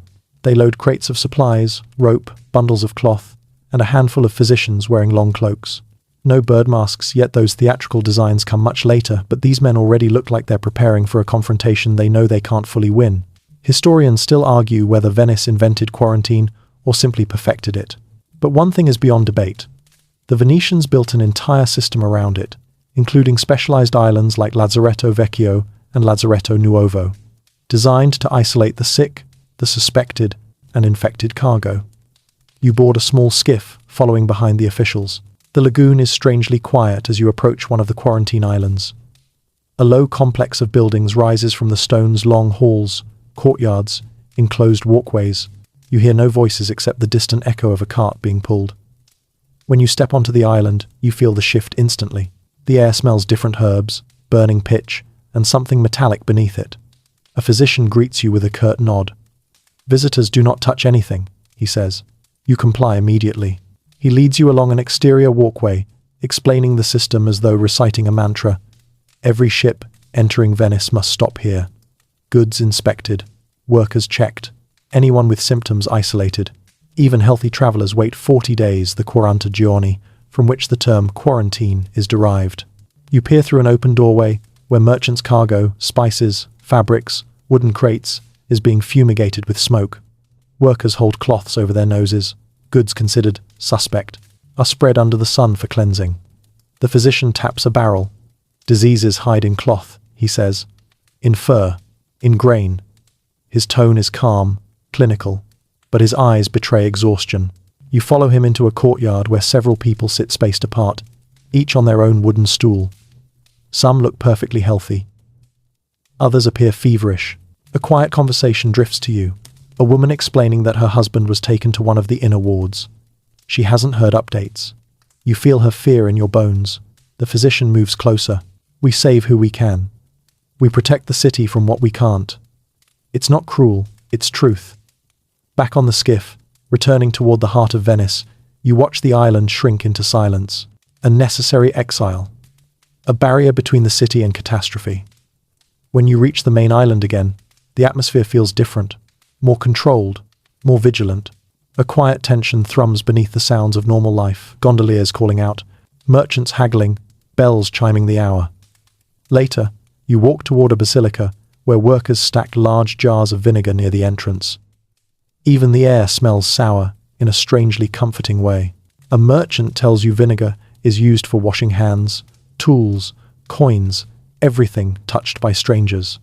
It's one of the many early sanitation measures Venice adopts, long before germ theory exists. A child watches you curiously and says, "Mama says the well water keeps us safe." His mother corrects him gently. "No, love. Taking care keeps us safe." Her voice is soft but firm. You feel the weight of her truth. As the sun sets, you pass by another wellhead, glowing gold in the fading light. A group of women fill their buckets with careful reverence. Across the campo, a man sweeps the gutters that feed the cistern. A quiet act of community engineering, unseen but essential. You stand still, listening to the city breathe, shift, shield itself. Venice survives because it organizes, because it watches, because it engineers solutions no one else imagines. Wells that filter the sky, islands that intercept death, pipes that deliver life, hands that scrub, mend, prepare, adapt. The city may rise on wood and stone, but its stability, its survival is built on knowledge. And as you watch lanterns flicker to life across the water, you realize something profound. In Venice, public health isn't just medicine, it's architecture. You wake to the soft tolling of a bell drifting across the lagoon, a gentle, weightless sound that melts into the morning haze. But as you listen more closely, you realize it isn't just one bell. It's many. Some distant, some near, some sharp, some mellow. They overlap, weaving into a kind of watery symphony that tells you exactly what time it is, even if you had no idea a minute ago. Today, you're stepping into the clockwork rhythm of Venetian daily life, a city where time doesn't just tick, it sways, flows, and breathes with the tides. You walk into a quiet alley just as the canal beside you begins its slow transformation. The tide is shifting. Water climbs the stone steps by millimeters, like a shy guest arriving early. A pair of fishermen lean against a mooring post, sipping something warm and watching the water like it's a daily horoscope. One of them nods toward the rising tide. "Good," he mutters. "Makes the morning runs easier." The other shrugs. "Unless it brings jellyfish again." You silently hope today is a jellyfish-free day. A mainstream historical fact drifts into place. Venice's schedule has always been dictated by bells and tides, not clocks. For centuries, bells marked work hours, prayer times, market openings, curfew, and civic announcements. Tides shape deliveries, boat traffic, fishing routines, and even garbage removal. You quickly realize that in Venice, the sea is the real timekeeper, and everyone just politely pretends it's the official government bells instead. As you wander toward the bustling Rialto district, you see merchants raising the wooden shutters of their stalls. The smell of fresh bread, coffee, and fish, because Venice will never let you forget fish, fills the air. A woman with baskets of vegetables waves at you. "Watch your step," she warns. "High tide's kissing the stones today." Sure enough, the water glimmers just beneath the walkway, threatening to rise a bit too enthusiastically. You cross a small bridge, feeling it bounce slightly under your feet, and enter a square where gondoliers are gathering. They stretch their arms theatrically, complain loudly about the humidity, and exchange jokes that mostly involve boats, mothers-in-law, and the questionable intelligence of seagulls. One gondolier, polishing the brass trim on his vessel, calls out to you. "First time in Venice?" You nod. He grins. "Don't worry. By sunset you'll either be in love or lost." You tell him you're already both. From there, you follow. The sound of chanting. Not monks, merchants. A group of traders stand around weighing spices and fabrics, calling out quantities and prices like auctioneers who stayed up too late. They argue about the quality of a batch of saffron. One insists it's from the Levant, another swears it's watered-down mountain dust. You steer clear, sensing this debate could last hours. You slip into a narrow call that leads you to a bakery where a line has already formed. The scent of warm focaccia wraps around you like an embrace. A baker hands you a piece, winking as he says, "Salt from the lagoon, flour from the mainland, life from both."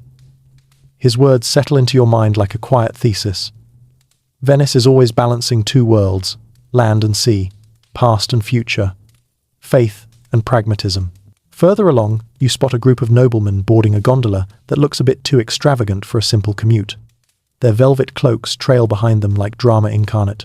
One of them glances at the sky and frowns. If the wind shifts, we're late for council. The gondolier assures him the tides are favorable. You note that in most cities, being late is blamed on traffic. In Venice, the moon is at fault. Very poetic. A fringe tidbit emerges from a conversation between two older women sweeping their doorstep. They whisper that, centuries ago, the direction of laundry lines was used as a secret code between households. If sheets pointed toward the canal, visitors were welcome. If they pointed toward the house, privacy was demanded. You look up at laundry flapping overhead, suddenly wondering what secret messages you're walking beneath. Midday approaches, and the bells toll again, this time louder, more urgent. The sound reverberates through the canals, bouncing off stone walls and gliding across the water like invisible ripples. The entire city seems to pause for a heartbeat, aligning itself with the chime. Children stop playing, merchants straighten their tables, gondoliers glance toward campanili, as if expecting further instructions. It reminds you of a giant, gentle metronome keeping the city in steady rhythm. You follow a path that leads to a low quay where workers gather to unload boats. Crates of goods arrive from across the lagoon. Timber, grain, fish, fabrics dyed in impossible colors. Men and women haul them up ramps with practiced ease. Every so often, someone shouts, "Tide's turning," and suddenly the entire workflow pivots. Ramps shift, ropes tighten, and boats adjust positions so they won't get beached or drifted into walls. Historians still argue whether Venice's daily work rhythm made it more efficient than other medieval cities or simply more chaotic. Watching the coordinated chaos unfold, you suspect it's both. There's elegance in the madness, and madness in the elegance. As the afternoon sun warms the facades of Gothic palaces, you walk toward a quiet bridge where an elderly man sits mending fishing nets. He motions for you to sit. You do. He works silently for a moment, then says, "You know, people think Venice is made of stone, but no, it is made of routines." His hands move deftly, threading cord through loops. We rise with the tide. We sleep with the bells. We work when the water tells us. That's our real government. His honesty feels like a window into the city's soul. You leave him and wander toward the edge of the lagoon, where the wind carries the scent of distant marshland. A crowd gathers to watch a ceremonial procession. Boats adorned with banners glide together in a graceful formation. Musicians play from the decks. A priest blesses the water. A noble family tosses flower petals into the canal. A woman beside you whispers that these ceremonies happen often, rituals to remind the sea that Venice is still paying attention. As evening approaches, lanterns flicker to life across bridges and windows. The bells ring again, softer now, marking the winding down of the day. Inside, homes, you hear dinner pots bubbling. Outside, gondoliers sing melodies that hover gently above the water, half lullaby, half playful swagger. The city slows, the tide rests, the bells fade, and daily life in Venice, from dawn's first shimmer to night's last ripple, settles into a quiet, rhythmic heartbeat that wraps itself around you like a warm current. You stand at the edge of the Grand Canal, watching reflections dance across the water. The city seems to whisper, "Follow the flow. Let the day carry you. Tomorrow will rise with the tide again." You awake to the shimmering arch of dawn over the wide curve of the Grand Canal, that great-shaped water boulevard slicing through Venice, glinting like a serpent of silver as the first boats stir. Today, you follow the curve of the canal with a fresh eye. You're going to trace how this sweeping arc became the blueprint for a city that dared to treat its main street as liquid, lined with palaces, power and possibility. You move along, its banks. On your left, the shallow water laps at ancient foundations. On your right, facades of Gothic and Renaissance palazzi reflect in the tide. You inhale the scent of damp stone and salt air and wall moss, and you realize this canal isn't just a pretty route, it's the backbone of the city's engineering ambition. A mainstream historical fact, the Grand Canal has been the main artery of Venice from early medieval times, around the 11th to 12th to 8th centuries, channeling commerce, traffic, and urban growth. Wikipedia, +3. Scribd, +3. aviwancities.com, +3. You walk past a row of half-finished stone portals, where palaces will eventually butt directly onto the water. No sidewalk, no front yard, just water meeting stone. You trace how the settlement emerged along the canal, islands spliced by bridges and alleys, properties stretching back from the water's edge into the maze you walked in Section 5. Engineers and builders had to concede. The water rules the shape, so the city bends to it, rather than insisting on straight lines. A fringe tidbit drifts by. Some early maps show that the canal's curve was used as a defensive feature. Ships coming in had to turn sharply, giving defenders time. Historians still argue whether this shape was intentional or simply the geography working its will. Scribd. You pause at a wide set of steps where goods are unloaded from a barge. Merchants are unloading barrels, crates, bold patterned textiles that flutter like flags in the breeze. You note how the canal's width here allows multiple boats to dock side by side, enabling a rhythm of trade that landlocked cities envy. The water becomes street. The street becomes waterfront. You imagine the traffic, gondolas, barges, rowers, pack animals walking across bridges, merchants shouting prices. The canal is alive.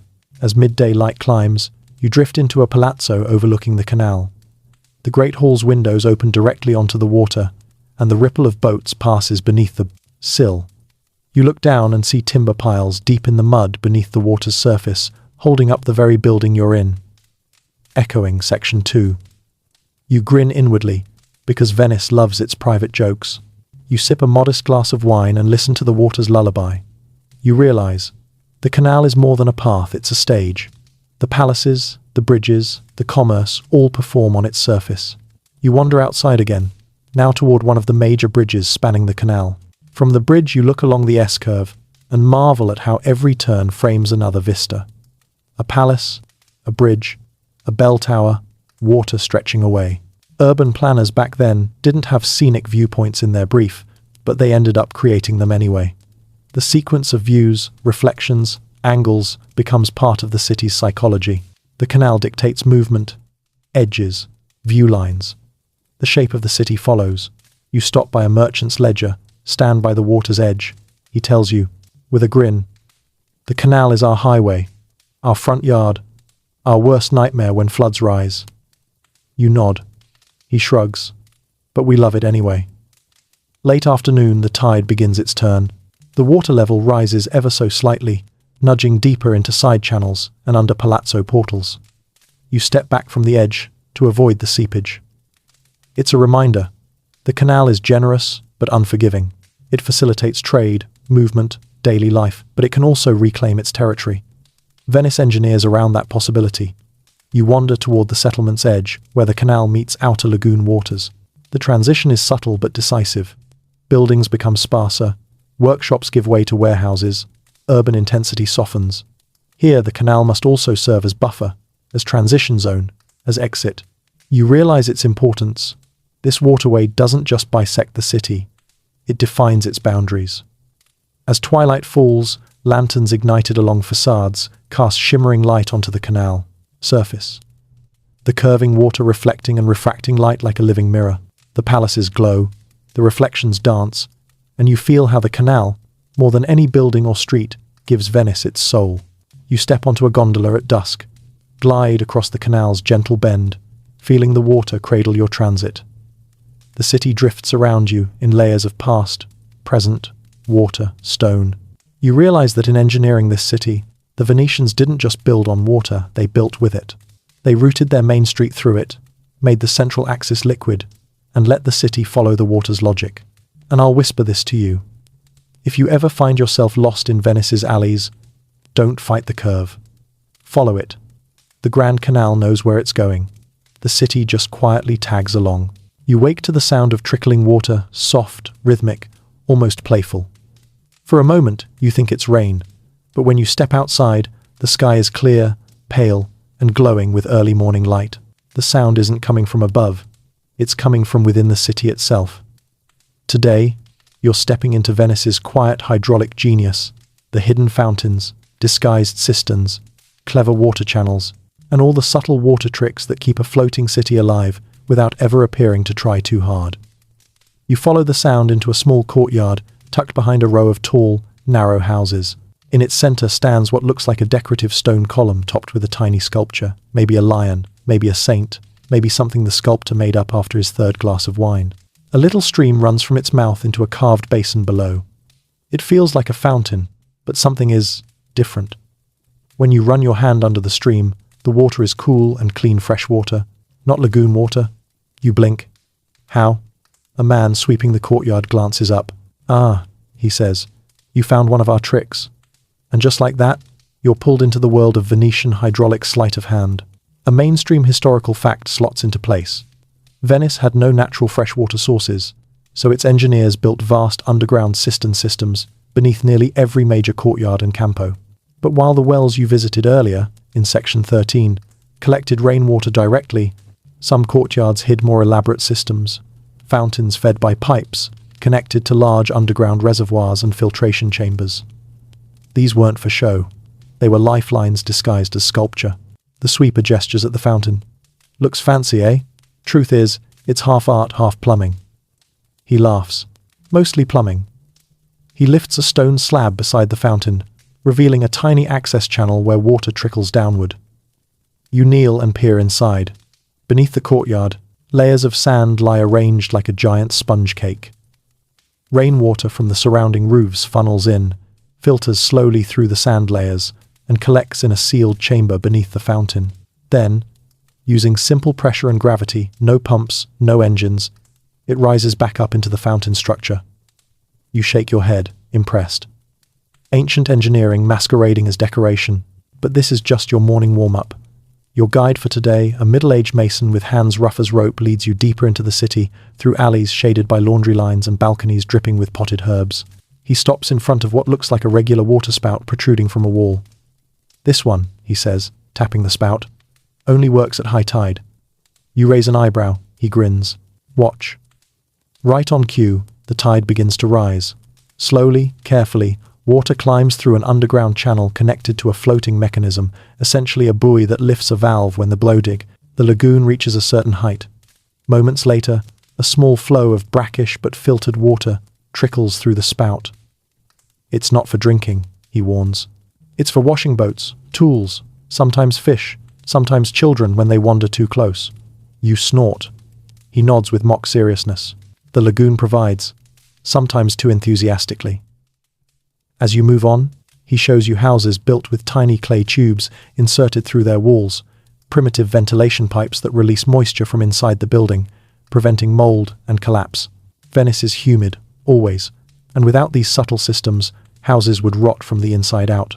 You touch one of the pipes warm, slightly pulsing with airflow. It feels alive. A fringe tidbit arrives via a passing woodworker. Some early buildings supposedly had rain-song gutters, narrow bronze channels designed to make melodic sounds during storms. Whether it was intentional engineering or just creative myth-making, no one agrees. Historians still argue whether these tales reflect acoustic design or simply the magical way sound bounces through Venetian alleys. You wander onward, arriving at a workshop where artisans craft terracotta pipes, long, hollow cylinders that look like oversized macaroni. A craftsman shows you how each pipe is shaped to interlock, directing rainwater from rooftops into cisterns without leaks. He explains how the joints are sealed with resin made from pine, sap, and wax. The pipes smell faintly sweet, unexpected, charming, and wildly clever. "These pipes," he says proudly, "are our veins. The lagoon wants to give us salt. We turn sky water into life." You walk along a narrow canal until you reach a building with an odd wooden attachment peeking over the edge of the roof. It looks like a giant scoop. Your mason guide explains, "It's a water collector, angled perfectly to catch canal fog and dew, directing moisture into a roof channel." Venice doesn't waste anything, not even mist. As afternoon warmth settles over the city, you approach a convent where nuns tend to a lush rooftop garden. They greet you, offer you a fig, and point toward a system of ropes and pulleys that deliver water from cisterns below. One nun explains how the gardens depend on carefully rationed fresh water and the occasional clever trick like clay pots buried near plant roots to release moisture slowly. She whispers, "Water teaches patience." You nod, tasting the fig. She adds, "And figs teach gratitude." You're not sure if it's philosophy or lunch, but you appreciate it either way. Later, you follow a set of stone steps down to a workshop where hydraulic models sit on tables, wooden floats, siphon tubes, miniature cisterns. An elderly engineer demonstrates how Venetian builders tested water flow using tiny replicas before committing to full-scale construction. He pours water into a model roof, and you watch it travel through channels, filters, and pipes exactly as it would in real life. He chuckles. "People think our city floats. No. It drains. It collects. It breathes." You hear echoes of earlier sections, the palaces shifting on their piles, wells collecting rainwater, canals guiding traffic. Venice isn't floating. It's cooperating. As the sun dips low over the lagoon, the city glows in soft pink tones. Your guide takes you to a final marvel, a hidden courtyard where a stone lion's head spouts water into a basin below. But this time, the water isn't just fresh, it's cold. Surprisingly cold. "That," he says, pointing proudly, "is a cooling cistern. Deep chamber, narrow shaft. Keeps water chilled even in summer." You touch the water. It's crisp, refreshing, almost magical. He leans closer. Don't be fooled by marble and mosaics. Venice's beauty is nothing compared to its plumbing. You laugh, not because it's funny, but because it's true. This entire city depends on systems most visitors never see tricks. Of water flow, hidden pipes, clever filters, rooftops turned into reservoirs, courtyards turned into rain collectors. And as lanterns flicker across the settling night, you realize that these subtle water tricks are the quiet backbone of Venice, the engineering that whispers instead of shouts, solving problems with ingenuity rather than spectacle. In the city of canals, the real magic isn't just on the surface. It's beneath your feet, inside the walls, and drifting through every drop of fresh water the sky provides. You wake to a strange sensation, not a sound, not a smell, but a feeling, as if the ground beneath your bed shifted just slightly in the night, as if the building inhaled and exhaled without your permission. You sit up and place your palm against the cool plaster wall. It's solid, but not still. Venice is always moving, always adjusting breathing with the tides, settling deeper into its foundation of waterlogged forests. Today, you're stepping into the unsettling, mesmerizing reality of a city that is always tilting. You walk outside, down a staircase that slopes more than you remember. It's subtle, but unmistakable. The bottom step dips lower than the top by a finger's width. Enough to make you pause. Enough to whisper, "Is it me or the house?" Spoiler, it's the house. A gondolier, resting against a mooring post, laughs when he sees your expression. "Ah," he says, "you felt it, didn't you?" The city leaning. He taps his boot on the stone. "This place never stays still. Not for a day. Not for an hour." He says it casually, as if describing the weather. A mainstream historical fact clicks into place. Venice has always been sinking slowly, settling as the wooden piles beneath it compress under centuries of weight. Modern studies confirm this downward drift. But back here in the early centuries, people lived with it as a quiet truth, the way you live with your own shadow, ever present, rarely discussed. You wander along a canal and suddenly notice the windows on one palazzo are just a little crooked. Not wildly, just tilted enough to give the facade a quirky, lopsided charm. You step closer and peer at the stone. It slopes. The entire building seems to lean into the water like it's listening to gossip whispered by passing gondolas. A mason nearby sees you studying the tilt and shrugs. "Buildings lean," he says. "Streets sink. Doors shift. We fix what needs fixing and ignore what doesn't try to kill us." Practical Venetian wisdom. He invites you inside the palazzo he's repairing. When you enter, the floor slopes gently toward the canal side. Not enough to trip you, but enough to feel like gravity has preferences. He points to a crack running diagonally across the wall. "We patch these," he explains. "Fill them, reinforce the frame. And sometimes," he adds with a smirk, "we pretend they were always there." As he speaks, you hear the faint creak of beams settling overhead.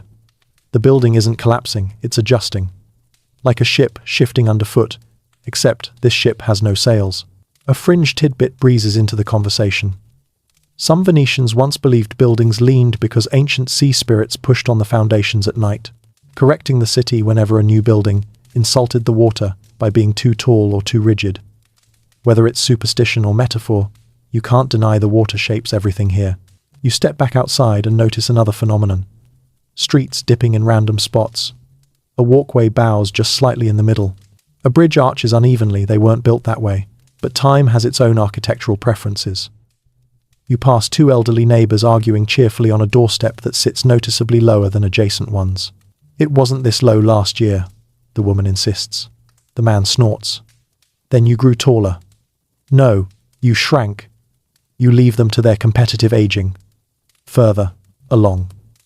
A canal-side platform slopes so sharply that a cat lounging on it keeps sliding an inch every few minutes, too lazy to move but too committed to glare at physics. You quietly add this to your 3 jokes quota. As midday heat settles onto the city, you find yourself standing in a small church whose floor noticeably tilts toward the altar. The priest notices your raised eyebrows and chuckles. "Everyone kneels more fervently on that side," he says dryly. "Gravity helps." He explains how churches and palaces sometimes shift unevenly because the piles beneath them compress differently depending on wood type, water saturation, and construction weight. "We don't fight it," he says. "We adapt." The city teaches humility. Historians still argue whether the uneven settling was predictable or simply an unavoidable side effect of building on mud and dreams. Excavations centuries later will suggest patterns, but for the people living here now, the truth feels simple. Venice moves. Constantly. Imperceptibly. Inevitably.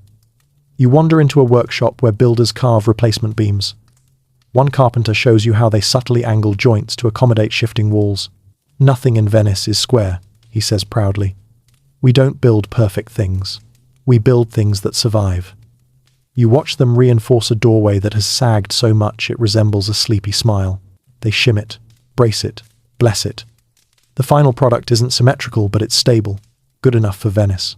As the afternoon deepens, gondolas drift by, and you swear the water level looks higher than this morning. It hasn't risen much, but in Venice, even a few centimeters feel dramatic. People lift crates, adjust platforms, shrug at nature's mood swings. A boatman leaning on his oar tells you, "The city sinks, the water rises, we row anyway." That might be the most Venetian thing anyone has said to you. You walk to the edge of a canal as the sun sets, admiring the way palaces reflect on the water, wavy, crooked, distorted. But now you realize something. The reflections aren't wrong. They're honest. They show a city turning slightly, settling gradually, leaning gently as centuries pass. And you understand why Venetians don't panic. Because the city doesn't collapse. It adjusts. It compensates. It bends, softens, tilts yet stays. Venice doesn't demand stillness from its buildings. It asks them to sway with the tide, to shift with the sediment, to grow with the lagoon. And in that slow, subtle motion, the city reveals its greatest truth. Stability isn't the absence of movement. Stability is movement. You breathe deeply, letting that settle into you. Because tonight, you stood in a city that leans but never falls. You wake to the soft hiss of salt water brushing against stone, gentle, yes, but with a message, a reminder, a warning. Venice's oldest enemy is knocking again. You step outside and smell it instantly. Salt, sharp, metallic, ancient. And today, you're walking straight into the long war Venice has fought, not against invaders or politics, but against nature itself. Erosion, salt, and time, the quiet assassins trying to unmake the city grain by grain. You follow a group of workers carrying buckets of mortar, pickaxes, brushes, and what looks like an assortment of tools someone bought after seeing a 4-for-1 mystery box in a medieval marketplace. They're heading to a section of canal where an old wall slumps noticeably into the water. The stones at its base are worn smooth, rounded, softened like sugar that's been licked. A mason kneels and scrapes at the stone with his fingernail. White dust flakes off. He sighs. Salt, he mutters. It climbs. It feeds. It never sleeps. A mainstream historical fact settles into your thoughts. Salt water rises through Venetian walls through capillary action, traveling upward like a thief slipping through cracks. It crystallizes as water, evaporates, expanding inside the stone until the surface peels, flakes, or crumbles. This slow-motion sabotage is called salinization, and Venice has battled it for as long as it has existed. You kneel beside the mason and see it clearly, tiny, sparkling crystals embedded in the stone. They catch the light innocently, but these glittering grains are villains wearing sequins. He points to a patch of plaster above the stone line. We scrape, we patch. Then the salt says, "Isn't that cute?" and comes back. He shrugs. We persist anyway. Another worker uses a long wooden tool to probe beneath the waterline. You hear a hollow knock. He winces. "Void behind the wall," he says. "The sea is eating the core again." You picture the lagoon nibbling at the city like a slow, determined mouse. You walk along the canal with the workers, observing them mix clay, sand, crushed brick, and lime into waterproof mortar. "Roman recipes," one of them says proudly. "Still works. Better than anything new," he smirks. "If it ain't sinking, don't fix it." You're not sure if he meant to say it that way, but it feels perfectly Venetian. A fringe tidbit floats into the conversation. Some early Venetians believed the lagoon itself was alive, temperamental, moody, and capable of punishing or rewarding the city. When walls eroded faster than usual, people whispered that the water was angry. Whether superstition or coping mechanism, it speaks to how intertwined Venice has always been with the lagoon's moods. As you keep walking, you reach a platform where carpenters repair a wooden brickola, a mooring post. The wood is swollen, dark, and encrusted with barnacles. One carpenter slaps the post affectionately and says, "These rot faster now. Maybe the lagoon is hungrier." He chips away at the barnacles, and each one hits the platform with a tiny wet thud. Barnacles don't look dangerous, but multiplied by thousands, they can reduce wood to soft tissue. You follow the men to a small workshop overlooking the water. Inside, an elderly engineer sits hunched over a miniature model showing layers of stone foundations, sand, and wooden piles. He taps the model with a tiny stick. "See this line?" he says. "The tide used to stop here. Now it climbs higher." He glances toward the lagoon with a sigh. The sea is rising. The land is sinking. Venice is caught in the middle. Historians still argue whether early modern sinking happened faster due to groundwater extraction or simply natural subsidence. The truth, you realize, is that Venice always sinks, slowly and always rises, metaphorically. You step outside just as workers begin reinforcing a low wall with fresh limestone.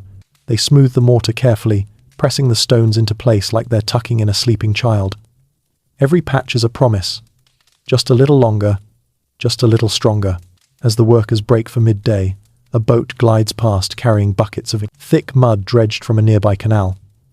The smell hits you before the boat even reaches your spot, earthy, swampy, undeniably alive. A dredger scoops up mud with a long pole and explains, if we don't clean the canals, the silt rises, then boats scrape the bottom, then water overflows the banks, then homes drown. He shoves the pole again. Everything is maintenance, always. The rhythm of Venice isn't progress, it's prevention. You wander toward a narrow alley where you find an older woman scrubbing the lower stones of her home with vinegar and a stiff brush. She looks up and says, "Salt never rests. Why should I?" She points to small bubbles forming on the stone, salt deposits rising through the wall. She washes them away like she's practicing a daily ritual. Maybe she is. Further down the alley, you pass two scholars arguing animatedly over a scroll. One insists, if we redirect the flow of water here, erosion slows. The other snaps, or speeds up, somewhere else. Historians still argue whether the city's tidal flow interventions like diverting rivers or reshaping mudflats helped protect Venice or merely shifted erosion around. Watching them bicker, you realize there are no perfect solutions, only temporary victories. By late afternoon, you arrive at a wide basin where workers apply a thick waterproof coating to a church's foundation. They chant softly as they work, pressing reed mats into the paste before layering stone on top. It's rhythmic, almost ceremonial. You feel your breathing sync with theirs.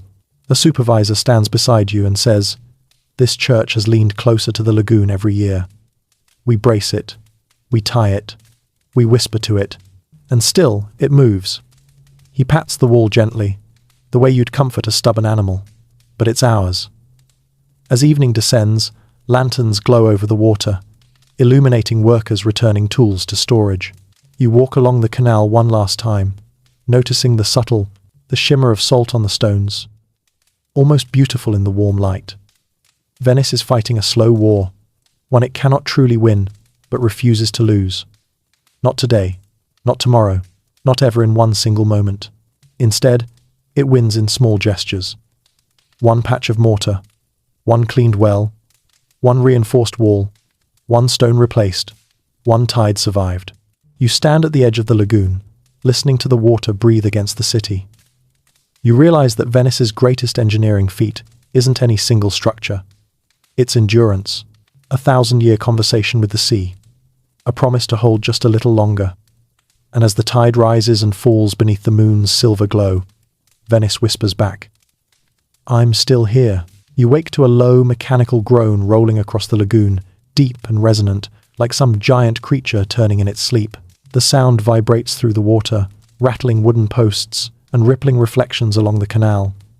You blink, stretch, and feel the city holding its breath. Today, you're stepping into Venice's boldest, most controversial attempt to protect itself from the rising sea.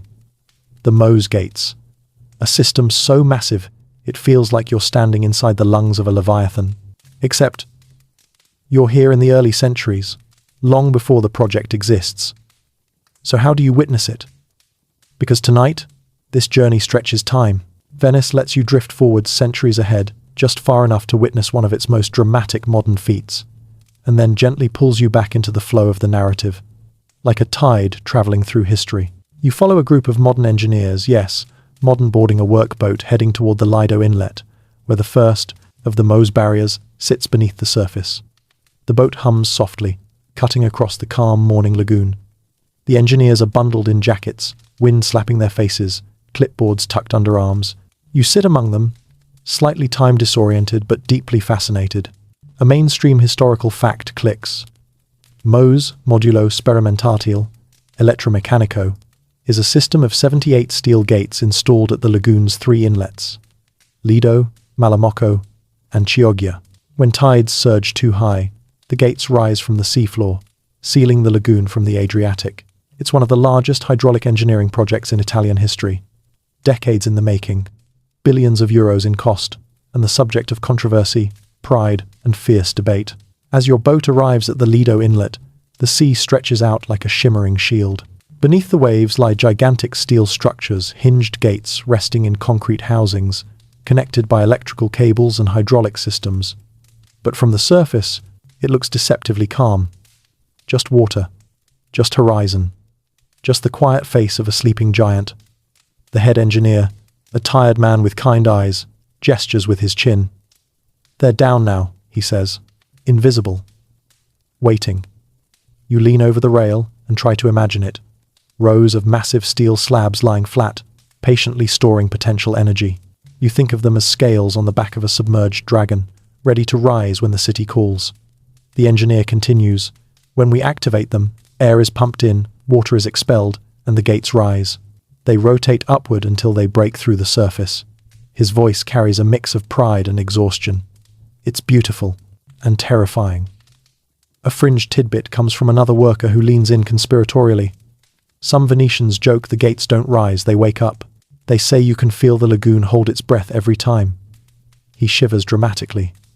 "I swear, once I heard the whole system groan like it was alive."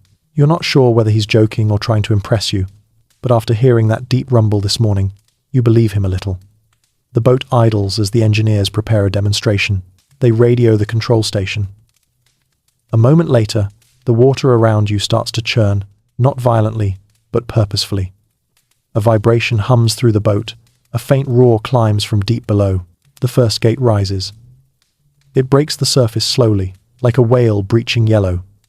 Massive, shimmering with sheets of water sliding down its side. Then another rises.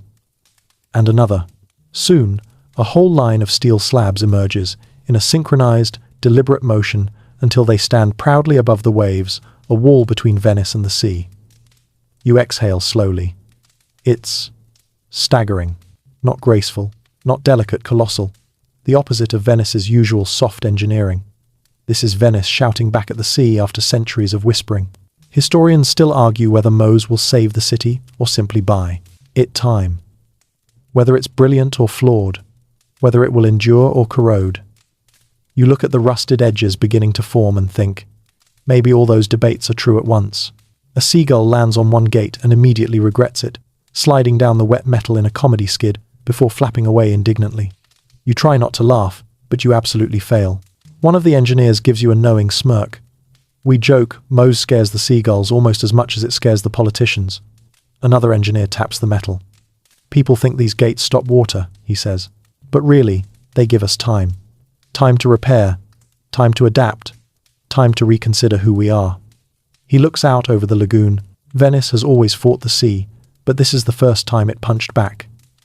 As the demonstration ends, the gates slowly lower, submerging again. The process feels like watching something powerful return to sleep. The water smooths over their disappearance. The horizon returns to calm. You feel the same eerie quiet that settles after a storm. The engineers pack up. One of them turns to you and says softly, "Remember, Venice doesn't survive because we build walls. It survives because we keep trying." You return to the city by afternoon. The canals look peaceful, unaware, or pretending to be of the high-tech armor, guarding them miles away. Gondolas glide, children play, merchants haggle. Life continues as if nothing changed, but you notice things differently now.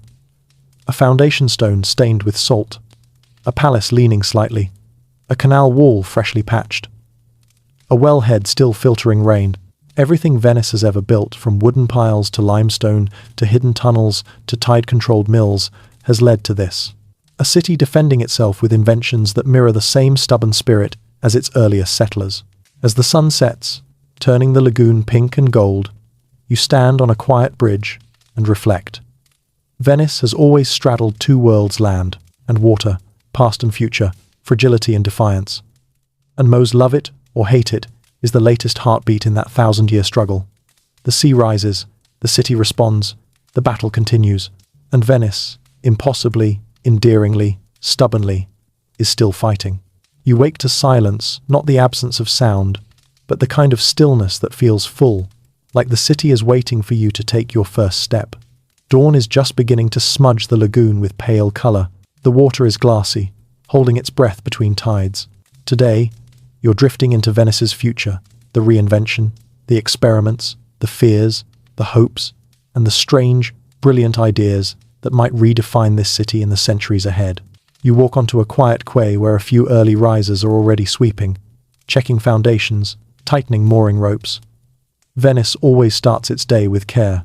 You notice a young engineer kneeling beside a sensor box mounted to the stone. A modern touch in an ancient city. Wires run into the water. A soft electric hum radiates outward. She glances up at you. Monitoring salinity, she explains. And water levels. And erosion rates. She laughs softly. Basically, the lagoon's mood swings. You smile. Venice has always been emotional. As she stands, she gestures toward the Grand Canal, glowing gently under first light. We're testing floating platforms next year, she says. Lightweight modular bases that can support walkways or even gardens if sea levels keep rising. Her tone is hopeful, not fearful. The future here feels experimental, not desperate. A mainstream historical fact drifts into your thoughts.